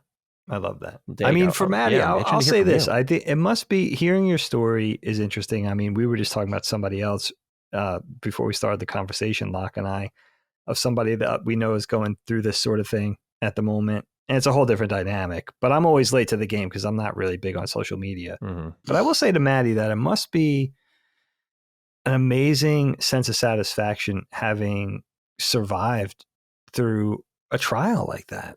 You know what I mean? Having come out on the other side, and you have the scars to bear, but you know what I mean? You've come through it. And there just must be a great sense of satisfaction in that for me. I guess having gone through a social media crisis like that, really, which could be, we've seen it a million times. It could be damaging, and it's kind of the world now. So I'm very happy for you that you come out the other side, and that thank you. There is a great sense of joy, I think, in what you do, and I think that sense of joy and that sense of fun is super important. Everything else you learn that in life, like everything else kind of follows suit if that's genuine. And I'm happy for you. Thank you. Well, I think the biggest thing was just like, you can survive it, but to me, the biggest victory is my spirit. If anything, is like, I'm not going to corrupt myself because people tried to do wrong by me, because certainly I'm just a number on a long fucking list. And unfortunately, there will be more beyond me. And there are many more before me. We work for the man who is really the start of it all. Yeah. So I mean, Colin, I went to for advice because there was one day I did see something about me that was a blatant fucking lie. And it was not gaining, it was gaining minimal traction, but it was a blatant fucking lie about my character and everything. And I was like, similar to what we were talking about, I was like, you can't control every conversation, right? Nor do I have the desire or the energy to, but I need to be able to deal with this in a way that's healthy for me. I texted Colin, I was like, hey dude, like sincerely, I am struggling with seeing people write, like I'm used to people writing wrong takes about me online. Like, he likes this game or whatever, or he's a console warrior. I'm like, that stupid fucking bullshit, whatever. But to see people be like, oh yeah, like he's a known fucking racist. I'm like, Kyle, how do you deal with this? Like, what do you do? And he's like, sometimes if you want to, he's like, crack back, dude. But like for the most part, like you can't control them. They're going to say what they want, and it should empower you to keep doing your thing because they have to make up things. It was just really well written. It was really helpful. And yeah. And that to me was where I started to really feel the power come back of like, yeah, I just need to keep like, it says more about me than them, because I do not know who the fuck they are. I certainly don't need to lie to slander someone. And I still keep that good spirit on what I do and the love I have for this industry, despite what it's done to me. It's like, that to me is, if I were to claim a victory anywhere, it'd be that. So I appreciate you saying that, Dave. It's, oh yeah, there's not really the victory of surviving it, because you're just like a little perturbed at the fact that it even happened, and that maybe you weren't given a level of grace that maybe you felt you could have deserved in that moment, to explain yourself. Yeah. But, to be out on the other side and be like, I'm not a changed person. I'm in fact doubling down on what makes me, I think, the person I am in a good way. That's the victory, right? Like that's the 100% the win in it all. Yeah. You came out intact. Yeah. And then for Locke, there's a couple of things I would say. I mean, first of all, I love your awareness. I think that's super important. Like that, I was just talking about this with Lean the other day, and I forget the context, but we were just talking about, being introspective and being able to, kind of seize your own life or in whatever capacity and change it where you feel it needs to be changed, And from my observations for you, not only do I think you're an awesome dude, but a couple of things I hope you realize. I already knew years ago that you were a talented editor, but you're a very good podcaster as well. Thank you. And the other thing is the LSM community, from my perspective, absolutely adores you. So that's got to speak volumes too. I mean, I've never heard anybody say a bad thing. They all love you. I think I know you've heard this before, but you're also a very talented storyteller. And yeah, man, I think it's good to embrace. It's hard. It's a weird thing because I live a kind of life of indulgence where I always knew what I did for a living would be really difficult. There's not that many jobs. It's very competitive. I mean, I'll get into that when I talk about my year a little bit more, but there's something that I find really admirable about trying to stick to your guns. And I think Denzel Washington famously said this in a commencement speech where he was like, like everybody would tell him coming up in acting, like have something to fall back on. And his whole thing was, I don't want to have anything to fall back on. I want to fall forward into the one thing. Mm. So there's something always a little tricky to me about sticking to your guns, but then like you're saying too, like having to feel like you have to have a life, you have to have some kind of career to pay your bills and all that kind of thing. So towing that line, I always find very commendable. And I think just so you know what I mean? I think you have a lot of talent and that there's no reason why you can't, especially in this world of independent, creating independent content. When you have talent and ability and you have a great personality, I think you're only going to go, you're on the up and up as far as I'm concerned. So don't be afraid to stick to your guns and then do what you have to do to pave your way. It's like an actor waiting tables. You know what I mean? It's not for whatever you decide to do to make ends meet for a little while or whatever it is. It doesn't have to be forever. You know what I mean? It's a means to an end. Sure. To be clear, I also don't mind. Like, I quit my job, or I lost my job rather, in April this year, or maybe a little bit later in August. And ever since then, I've had, because that job was also going nowhere. That was just an easy job. I was getting paid a lot of money to do easy stuff, and it's I realized that I need to be challenged. That's what I need to look for now. I need a challenge. Exactly. I've been doing that job for the network that I was working there since 2018 or 2019, off and on as a freelancer. Sure. But I'm old now. Like, I started that job when I was 36, taking care of my dad. It was a whole different situation. Then I moved into this new apartment. We started Rebound, LSM, all this stuff.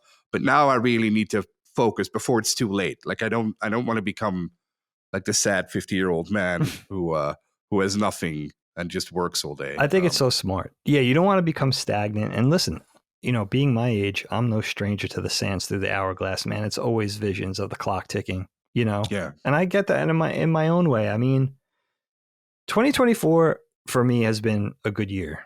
I mean, my overarching emotion concerning 2024 is definitely gratitude. I mean, I feel lucky and I feel like I have a pretty nice head of steam going into 2025. I mean, there's a lot of blessings. I mean, I always say that I have these tried and true things that I feel like for some reason I'm always blessed with, and that I'm thankful for. I mean, I have 2 healthy kids that are great people.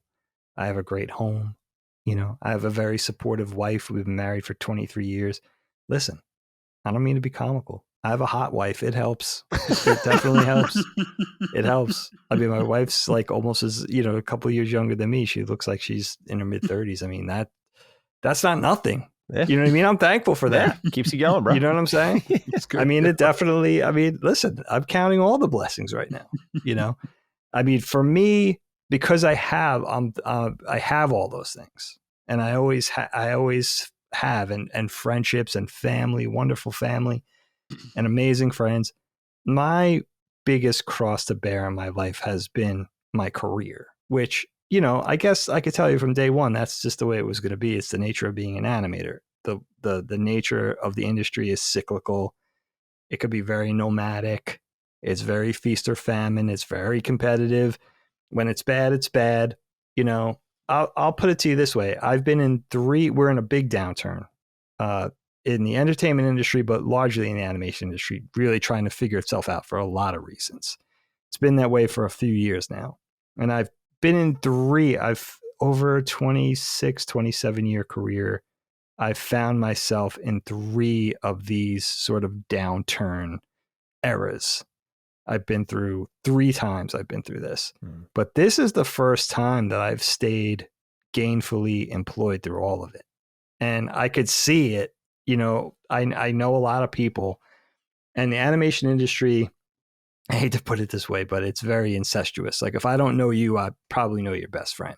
And it's not just North America. Like, I'm talking about globally. It's not big. It's a small industry. There's probably tens of thousands of people. That's it. And I could see people having a really hard time. I mean, I have friends, very talented, very experienced friends that haven't worked in 2 or 3 years. That's a big dry spell. And I've been gainfully employed through almost all of it. And I feel very blessed for that. And I feel very lucky for that. I mean, talent and connections and being easy to work with probably play a small part, but it's a lot of it's luck.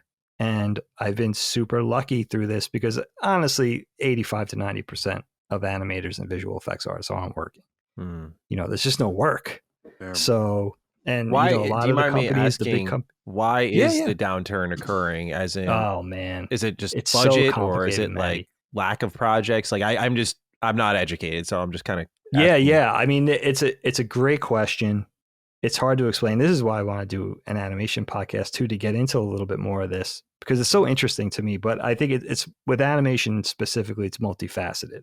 I think we were saying this earlier in the conversation. I think the economy globally, but especially in the United States, is worse than the government is letting on. I think this is the first time that I feel like we're in a recession where they're just not labeling it that way. You know what I mean? I could see that. You see that in gas prices, you see that in food prices, you see that just in an overarching way economically. Entertainment is always one of the first things to get hit in a period like that because it's not an essential. You know what I mean? It's not groceries, it's not fuel. So I think that's going on. I think the AI thing and what's been going on in Hollywood with the various strikes over AI and other issues have also played into the conversation. Got it. And the big companies, the big powers that be now, like the Netflixes, Amazons, Apples, Hulus, Paramounts of the world, are really hedging their bets after spending hand over fist through COVID and subsequently, especially on animation. Like we were thriving. Animation was thriving during COVID because live action production was shut down. So we got them through it because we could work remotely and still get through production. We don't have to be on site. And I think the spending became almost to frivolous degrees. And those booms always lead to busts because there's always a realization from the accounting department of like, we're overspending. And they were throwing money at like the big creators and big teams, established teams. What do you want to do? Open checkbook. And now it had to eventually bounce back the other way. Now, the good news is now that we're in a downturn, it's going to bounce back. The big motto in animation is stay alive to 25, right? And I think at some point in 25, there's going to be a return to, the Netflix opening up the books and saying, okay, we need new series. We need to fill new spots. We have new ideas. But right now it's getting through that dark period of especially the Netflix. Netflix actually personally played a big part in the whole thing. Because I think they just realized they were spending exorbitant amounts of money and didn't need to. And they had to take it the other way. And then everybody started following suit, like the traditional companies like the Nickelodeons and the Disneys and the Cartoon Networks. We know what happened there. They started following suit too, of following what the big businesses like the now Netflixes and Amazons were doing, and say, oh, we have to do that too. Now there's been a return to some sort of normalcy where it's, well, let's put money into YouTube. You could see that there's a beginning of a turnaround that seems hopeful, but it's been, seeing people with my level of experience not working for 2 or 3 years is scary. And that's because there's just no projects. And then, over it's farming stuff out overseas to, the subcontracting to overseas studios, which has been a thing since the 70s. But the Philippines, India, Mexico, now the Mexican studios have been doing it for so long, subcontracting. Same thing with India, that they're actually amazingly talented now. So now they're competing on an equal footing quality-wise with the Western countries. And then there's a big European animation boom, especially in Ireland.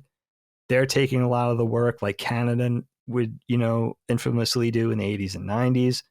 Now that, Canada's drying up, but Ireland is booming, but you can't get a job there if you don't have a European work visa.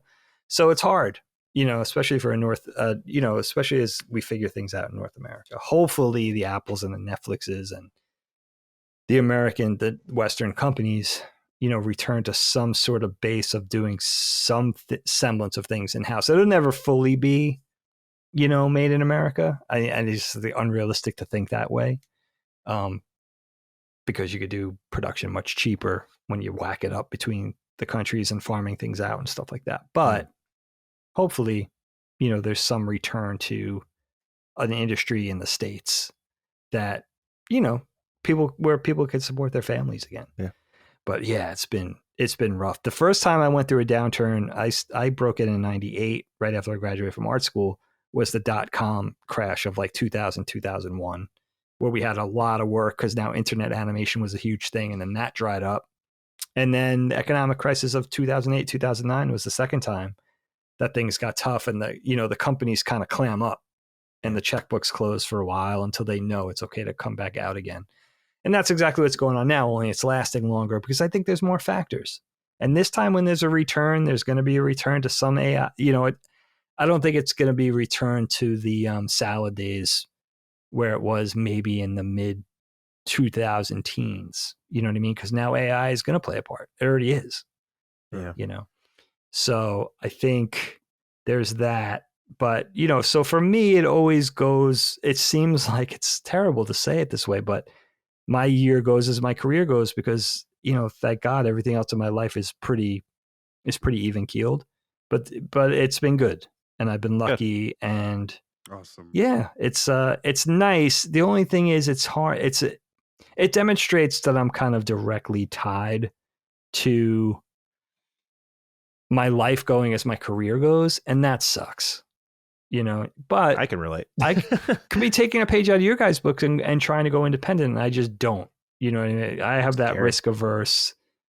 I'm not, I don't have that sort of entrepreneurial, I don't really have that part of that's not really what my talent is. I have to I got to embrace that a little more, being creative and working for other people and, and all drawing and writing and animating 100%, but trying to do it under my own umbrella, I got to kind of adopt a little bit more of that Colin or Matty energy, and I haven't.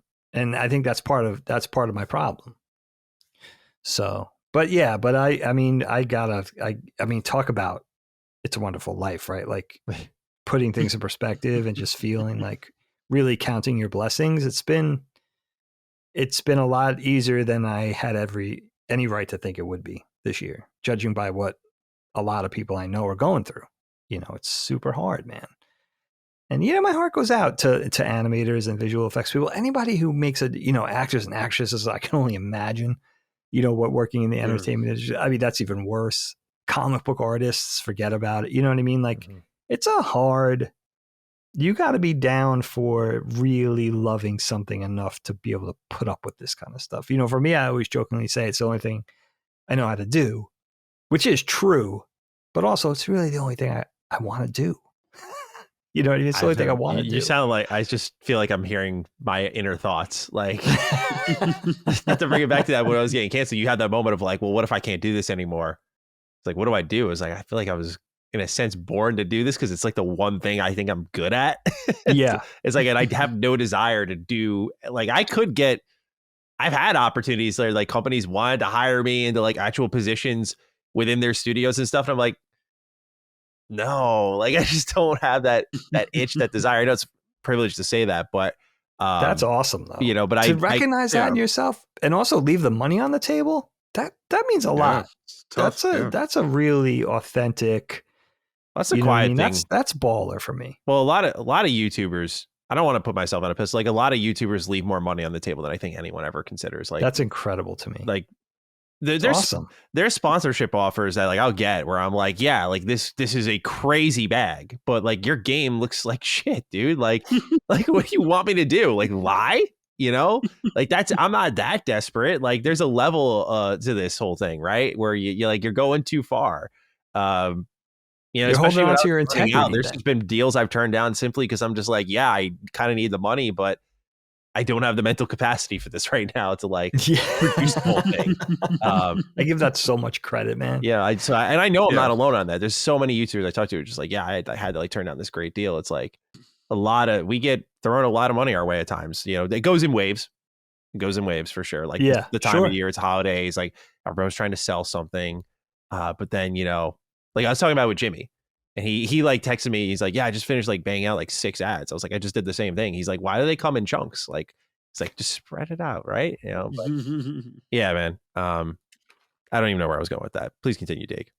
No, man. I mean, I really give that a lot of credit. I think, animators we were talking about artists before being, you know, notoriously mostly bad negotiators. I think animators have this thing. Like, I think my generation of animators got tethered to this idea of wanting to do what their idols did.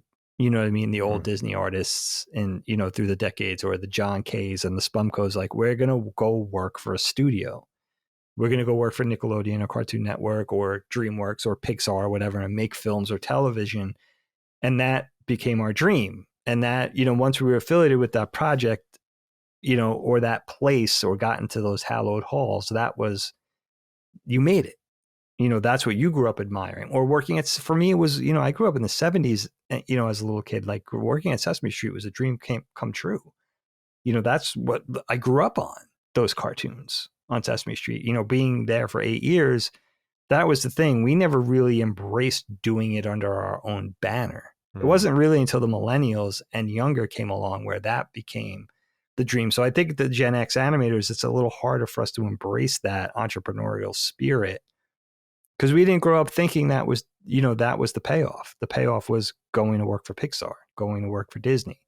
We did that, but it's changing. We've been talking about that the whole conversation. You know, we're in the offing of a great change from the studios and the old power brokers to the independents. And I think for whatever reason, the animators and the animation industry is like the last holdout. And I think it's wrong. Like, I definitely want to embrace a little bit more of that energy, because I think it's not just a career being made, or, you know, it's not where the money is. I think that'll come. I just think, you know, the stories to be told, the variety, the visions, you know, people's personal expression. I think that's really where it's at now. You know, why would you would rather have 200 creators rather than 2 creators, right? So if every animator or every other animator could show you their independent vision, you know, you're showing the world so much more than 3 or 4 different studios could do. Yeah. There's so much more beautiful quality and substance there in the offing. So yeah, and I mean, that's my one wish for 2025, to really start to embrace that, not just say it, but really formatively make small strides, or, you know, make inroads into trying to do something independent. For me, it's talking about animation as much as creating animation. Like, I really want to do a podcast about animation, because there's not that many good ones out there, which is strange. Do it. Yeah. You should. This is, we're in a day and age where I feel like you don't have to be tethered to like one occupation. Some people prefer it that way, but like I always encourage That's like true. everyone in my life. I'm like, you should always have like a little side hustle, not even just to make money, but like you should always be planting the seeds and kind of growing something over time. Because like for me, like part of what got me into game development was like number one, like this extreme imposter syndrome I experienced after completing a game, but it was also like this level of, oh wow, hey, are you gonna sit on a camera for your entire life? It's like, can you see yourself doing this when you're 40 or something like that? I'm like, to a degree, yeah. No offense, Locke, sorry. Look at me. Can you see yourself doing that? My God. No, but I mean like only doing that. And for me, I'm like, yeah, I want to like mix things up a little bit because I use that number, to be fair. I know it comes across as a jab, but I use that number because I've done this since I was 14 years old, 13 really. Yeah. Wow. And if you really want to go back to like Matty's first YouTube videos, like when I was 11, that's incredible. all I wanted to do. So I've done it for more than half my life. And then you add more years onto it. It's like, yeah, I want to mix things up a little bit where I'm always going to be on YouTube, but I'm planting these seeds, trying to grow a game development studio. Let's see what comes out of this. Like Dagan said, I think you worded it beautifully. I want to be talking as much as I'm creating because I think especially in gaming, and I think your idea is brilliant because I don't know if that really exists for animation. I could be totally wrong, but in gaming, I feel like developers are so clamped up outside of the occasional dunk take on Twitter about true information. Like on movies, like when Locke and I do Retro Rewind, Locke always is like, what do you think the budget is for this? And like, it's common information. But for video game development, it is actually news to get an idea of like, what did they spend on this game? How much do they expect to make? Like, it's oddly cagey to me. And it's like, okay, at least for people who hopefully become fans of what we're making, we'll be honest about that stuff. Like, it cost us this much. Like because people want to get in the door, and especially in this entrepreneur age, like how much does it take to get to a certain level? You know, what do you need to get there? People just want the tools, the tips, the tricks. And I think there need to be people who are more willing to talk about that, but it's all overly cagey in game development. And I find it perplexing where I'm like, you kind of need that voice that's on both sides and is like working there, and making things, but also talking about the process. And I think that's why you should do it, Dave, because I feel like that what your idea is like a no duh, but it's like, I think exceedingly rare and maybe even necessary, especially for how much experience you kind of bring to the table and offer, you know? I feel like it's the only thing I know. It's the only thing I know about, believe me. Ask my wife. I mean, bro, your whole breakdown of Disney, you were listing names. I was like, I've never fucking heard of these people. Like, you know? And I mean that as a compliment. I'm like, this guy is a game, like I was gonna say like a gamer, but not literally, but like this guy knows his shit, like to a science. Like it was fascinating listening. I was like, I feel like I'm being taught in real time, and to get a show out of that, like, you know, I try to always encourage a level of like, just make it digestible for yourself. Like, do you have an extra hour once a week? I'm sure. It's like, you know, break it down to episodes, people, companies, and tackle it that way, right? Like, I appreciate that. Yeah, it's that chip away mentality. I'm bad at that because I feel like I have a very all or nothing personality where I have to sort of take a little bit of this like approach of like, just an hour a week, even doesn't matter, hour a weekend, whatever. Yeah, little baby steps for sure. Baby steps. But I appreciate it. It's like you, Matty, with podcasting. Like, you know, it's all I ever wanted to do. Mm-hmm. So, you know, it's a lifetime of building this knowledge because it came out of general, you know, really genuine interest in it. Yeah. And, you know, not even putting, you know, like I always talk about in 6th grade, I wanted to be Indiana Jones. Like I wanted to be an archaeologist because I thought that's what that meant. You can now. The game is out. Yeah. It's all first person and immersive. It's great. But you know what I mean? It's like, it wasn't even thinking I was going to be an animator. It was just genuinely being interested in cartoons. And I think just that was like video games are for a lot of people like you guys. Like that was my comforting place. That was my happy place. That was my escape. Mm-hmm. You know, so I was invested. I was just so invested. And then when I found out people make them, it's like, wait, what? You know, then it became more of a thing. So that, you know, it's genuine, like, Other things have come and gone, but that's really my soul. You know what I mean? I have the soul of an animator. It just is. Mm-hmm. It's you beautiful. know, it's not a passing interest. If it was, I would have abandoned this torture years ago. That's good you have that spirit for your year, because that type of work is stressful. Like that kind of day-to-day mentality of not knowing when like the switch is just going to flip. It's so hard. Yeah. It really takes a special, I mean, I think there are other careers like that, but yeah, it's for me, for animators, it really takes a special person to stick with it. Yeah. You never know when the hammer is going to fall. You know what I mean? The contract, it could be a season, but the contract could get pulled earlier than that. You know, layoffs come. You know, the best case scenario is you work on a project and you actually go to when they say, or you get extended. You know, it's like we have a season of a show. It's going to go 6 months and it goes 8 months. That's heaven. You know what I mean? Sure. But or in the 5th month, you know it's going to end on the day they said. So you have 4 weeks to find another job. And, you know, spending years of your life like that because you love doing it. Yeah. You know, it's worth it. And that sense of the unknown, you just have to like live in that constantly. It's nuts. Yeah. It's not easy. It takes a patient wife. Yeah. You might not have a hot wife, but you're going to have a patient wife. I have both. So what am I, you know what I mean? I'm lucky. You know? I love that. All right, guys. Well, that was, Matty, are you satisfied? Oh, absolutely. Yes. Thank you for checking. But yeah, man, look, I mean, you can't believe we're only 4 weeks out. Yeah. At the time of this recording, right? From a brand new, that's the other thing I wanted to mention about 2024 real quick. Where the hell did that year go? That was, I know time goes fast, but that was insane. Yeah.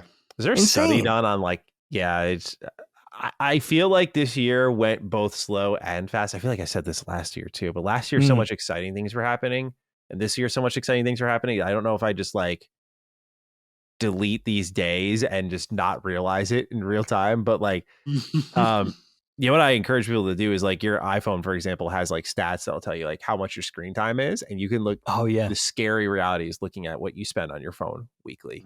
My numbers get bloated a little bit because I'll put like a video on my phone and then wash the dishes and just like listen to it, or I'll put a video on in the shower. That's true. So it gets bloated a little bit, but even then I'm like, what am I adding? Like a couple hours here or there. You'll see some stats and it'll kind of make you rethink of like, you combine that with like, wow, this year really went. And then you look at where you spent a lot of your time. You're like, okay, you know, like good time to reassess and see how often you engage with your phone and certain apps, that sort of thing. So yeah, I think that's where sometimes it goes, is like, it just feels like time moves so quickly, probably because we're just always engaged with something, right? Always. I remember as a kid, like time felt like it moved so slow, agonizingly slow. Maybe it's because you had less going on or whatever, but everything was new. But even in like my teenage years, my college years, I was like, just another day. I could like remember the slog of it all, but now it's just like I blinked. It was 2020. I blinked. We're about to be 5 years removed from the pandemic, and I'm like, what the fuck? You know, that's crazy. It's incredible. Yeah. Yeah. You just unlocked something that I never realized, Matty, because I always say time's moving so fast that my 14-year-old would say time's moving fast. And when I was 14, I was like you. I didn't feel like time was moving fast. And that's what it is. It's social media. Yeah. It's got to be. Yeah. You just unlocked the answer, I think. That's got to be. I feel like 2024, it's funny that you say this. That's what I did, and time moves slower. So we're going to go back to that. I'm going to grab these ones off the Retro Rebound set, click them together for 4 hours, and then time will move mighty slow when I'm doing that. I mean, there might be something to. I mean, 2020. I think it's been going on for me for at least the last 5 years, where it feels like time's moving really fast. Well, like Matty said, 2024 mysteriously, for some reason, I felt like it was going fast, and then sometimes I felt like it was going slow. But you know what I realized? I'm so conditioned now to the time moving fast that I think I'm anticipating it going even faster than it does. And in that moment, this is really confusing, but follow me. In that moment, I feel like it's going slow because I'm anticipating it going even faster, which is weird. Like I'm so used to the time moving fast that even when it's not moving to that speed up to my expectation, then I feel like it's going slow. Yeah. You know, it's so weird. It's gotta be moving faster than it ever did. Right. Yeah, it has to. I mean, I feel like right now I'm like counting down the days until like I got everything organized and I'm good to take my break. And I feel like I'm going to literally remember this conversation and be like, I blinked and it was the 16th. And like I was done, you know? Like, I know. And it's probably a nature of the busyness, right? Like you just got so much going on that like, you know, I like, oh my God, it's already right now 4:17 where I'm at. It's like, I will also say, especially for us here actually this applies to the whole world. It gets dark early. And so I feel like the days just feel incredibly short, right? Like that is true. Oh God, do I hate it. I hate it. It is so annoying because I'm like a big outdoor exerciser. I got to go on walks or jogs or ride a bike or whatever. But when it like, for me, I usually wrap up my days around 5 or 6. And when I wrap it up and it's pitch black outside, I'm like, it's like the worst for me, man. I hate it. It's just the days feel way too short. So when spring comes around, that's when life feels like these days are long, right? Because then the sun's up to like 7, really in the peak of the summer. It's up to like 7. That's wonderful. I feel the same way. Yeah. When I was little, I loved it getting dark early because it felt comfy. Mm-hmm. You know what I mean? It felt cozy, and time wasn't flying by anyway. When you're a kid, you don't have that sensation. So it was a different thing. Yeah. Now it just feels like the day's gone. Yeah. It's like, oh shit. Now you know, it could be 5 o'clock and you have all these hours in the day, but you don't feel like it. So now you're already planning for the next day. It just throws everything into like, you know what I mean? Planning for the next day. That's so true. Yep. It's like, wait, but there's like 3 hours left in this day. What are we doing here? Well, part of it's my fault. Like especially now, I've been sleeping in a little bit more just to like keep some energy up. And like, I'll get up at like 11 and honestly, sometimes start my workday by 12, which is a much later than usual. But I start my day and then in 4 hours, the sun's down. I'm like, this is not good. Like, this is not good. I'm seeing maybe 5 hours of sunlight a day. That's a great point. Yeah. Like, it's like, I might want to start my days earlier. I will say that part of why I think my days go faster is I will say I openly notice when I get up earlier, God, it's like a whole new world. As much as I am not me and Cog call it day walkers, I love waking up early and the feeling that you get from that, the productivity. Like I just 100%. Did so much and wow, it's 12. I need to get back to it. I was really good with it for a lot of this year. And then just what happens is you get busy and then it just collapses and you're like, it's so easy to stay up late. Oh, I'm just going to sleep in today. Goodbye. That's it. It takes one. That's very easy in my line of work to be like, one turns into a week, turns into 2 weeks, 2 months. And here we are. Yeah, man. You got to establish that bedtime, which I've never been good at. Never. To this day, I can't do it. Yeah. Sometimes I get up early, but I also just would, in that case, get no sleep because I can't go to bed early. I just can't. Yeah. Too much of a night owl. Yeah. That's how it goes. Matty, I'm going to stay with you for goodbyes. So we're heading into the weekend, parting shots and all that sort of thing. Yeah. Thank you for having me. Great conversation as always with you too. This weekend, it's going to be a lot of gaming, a lot of stuff coming out. So we'll be settling in for that. Getting the Christmas tree. Laylee texted me in the middle of the show. Might get it today.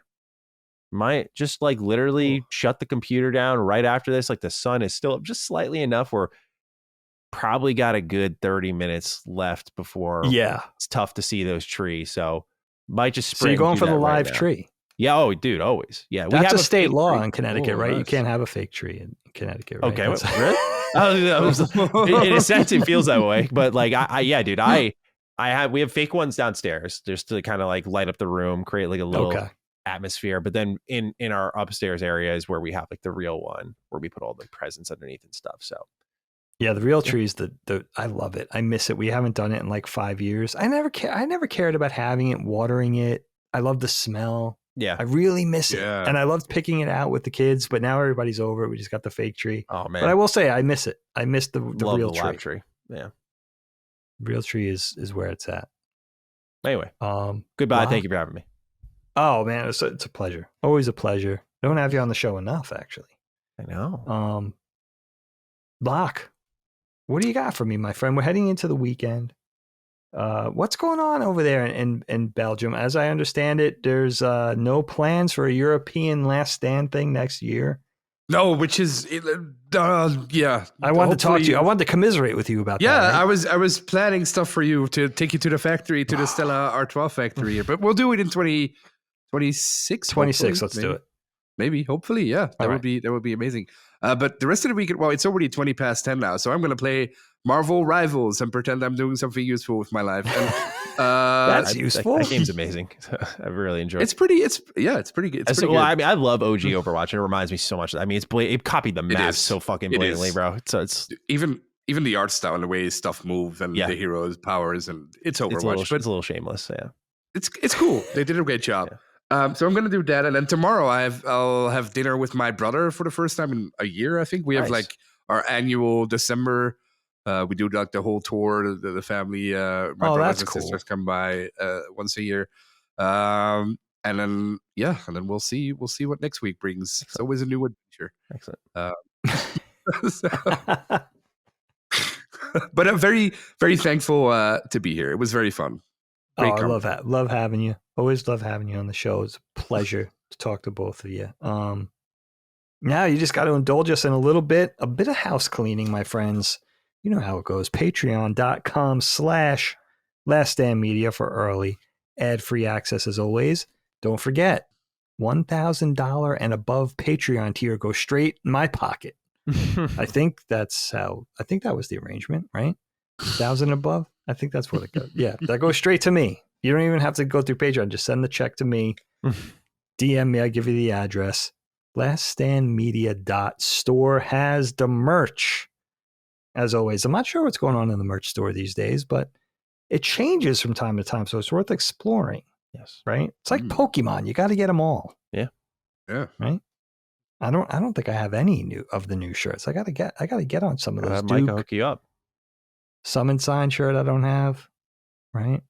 I need a new Sacred. I need an updated Sacred shirt. I need the whole thing. Buy them for me. Yeah. Send them to me. I can't. He won't give them to me for free. You know, Colin. Come on. Listen, for Locke and Matty, I'm Dagster Moriarty saying thanks so much for joining in on the convo today. We love you too. We'll see you next week. Same bat time. Same bat channel, but until then, get out. Constellation is a product of Last Stand Media and Collins Last Stand LLC and is proudly recorded in the USA. The show was conceived by and is directed and hosted by me, Colin Moriarty. My co-host is my brother, Dagan Moriarty. The show is produced by Last Stand's executive producer, Dustin Furman, and is edited by associate producer, Ben Smith. All Last Stand theme music is by Ramon Narvaez, and all of our graphics and logos are by Dagan Moriarty. As you know, all of Last Stand Media's podcasts, including Constellation, are fan-funded on Patreon at patreon.com/laststandmedia. The following names are at the producer level on Patreon, our highest support tier, and we're infinitely grateful for your thoughtful and kind contributions to our independent endeavor.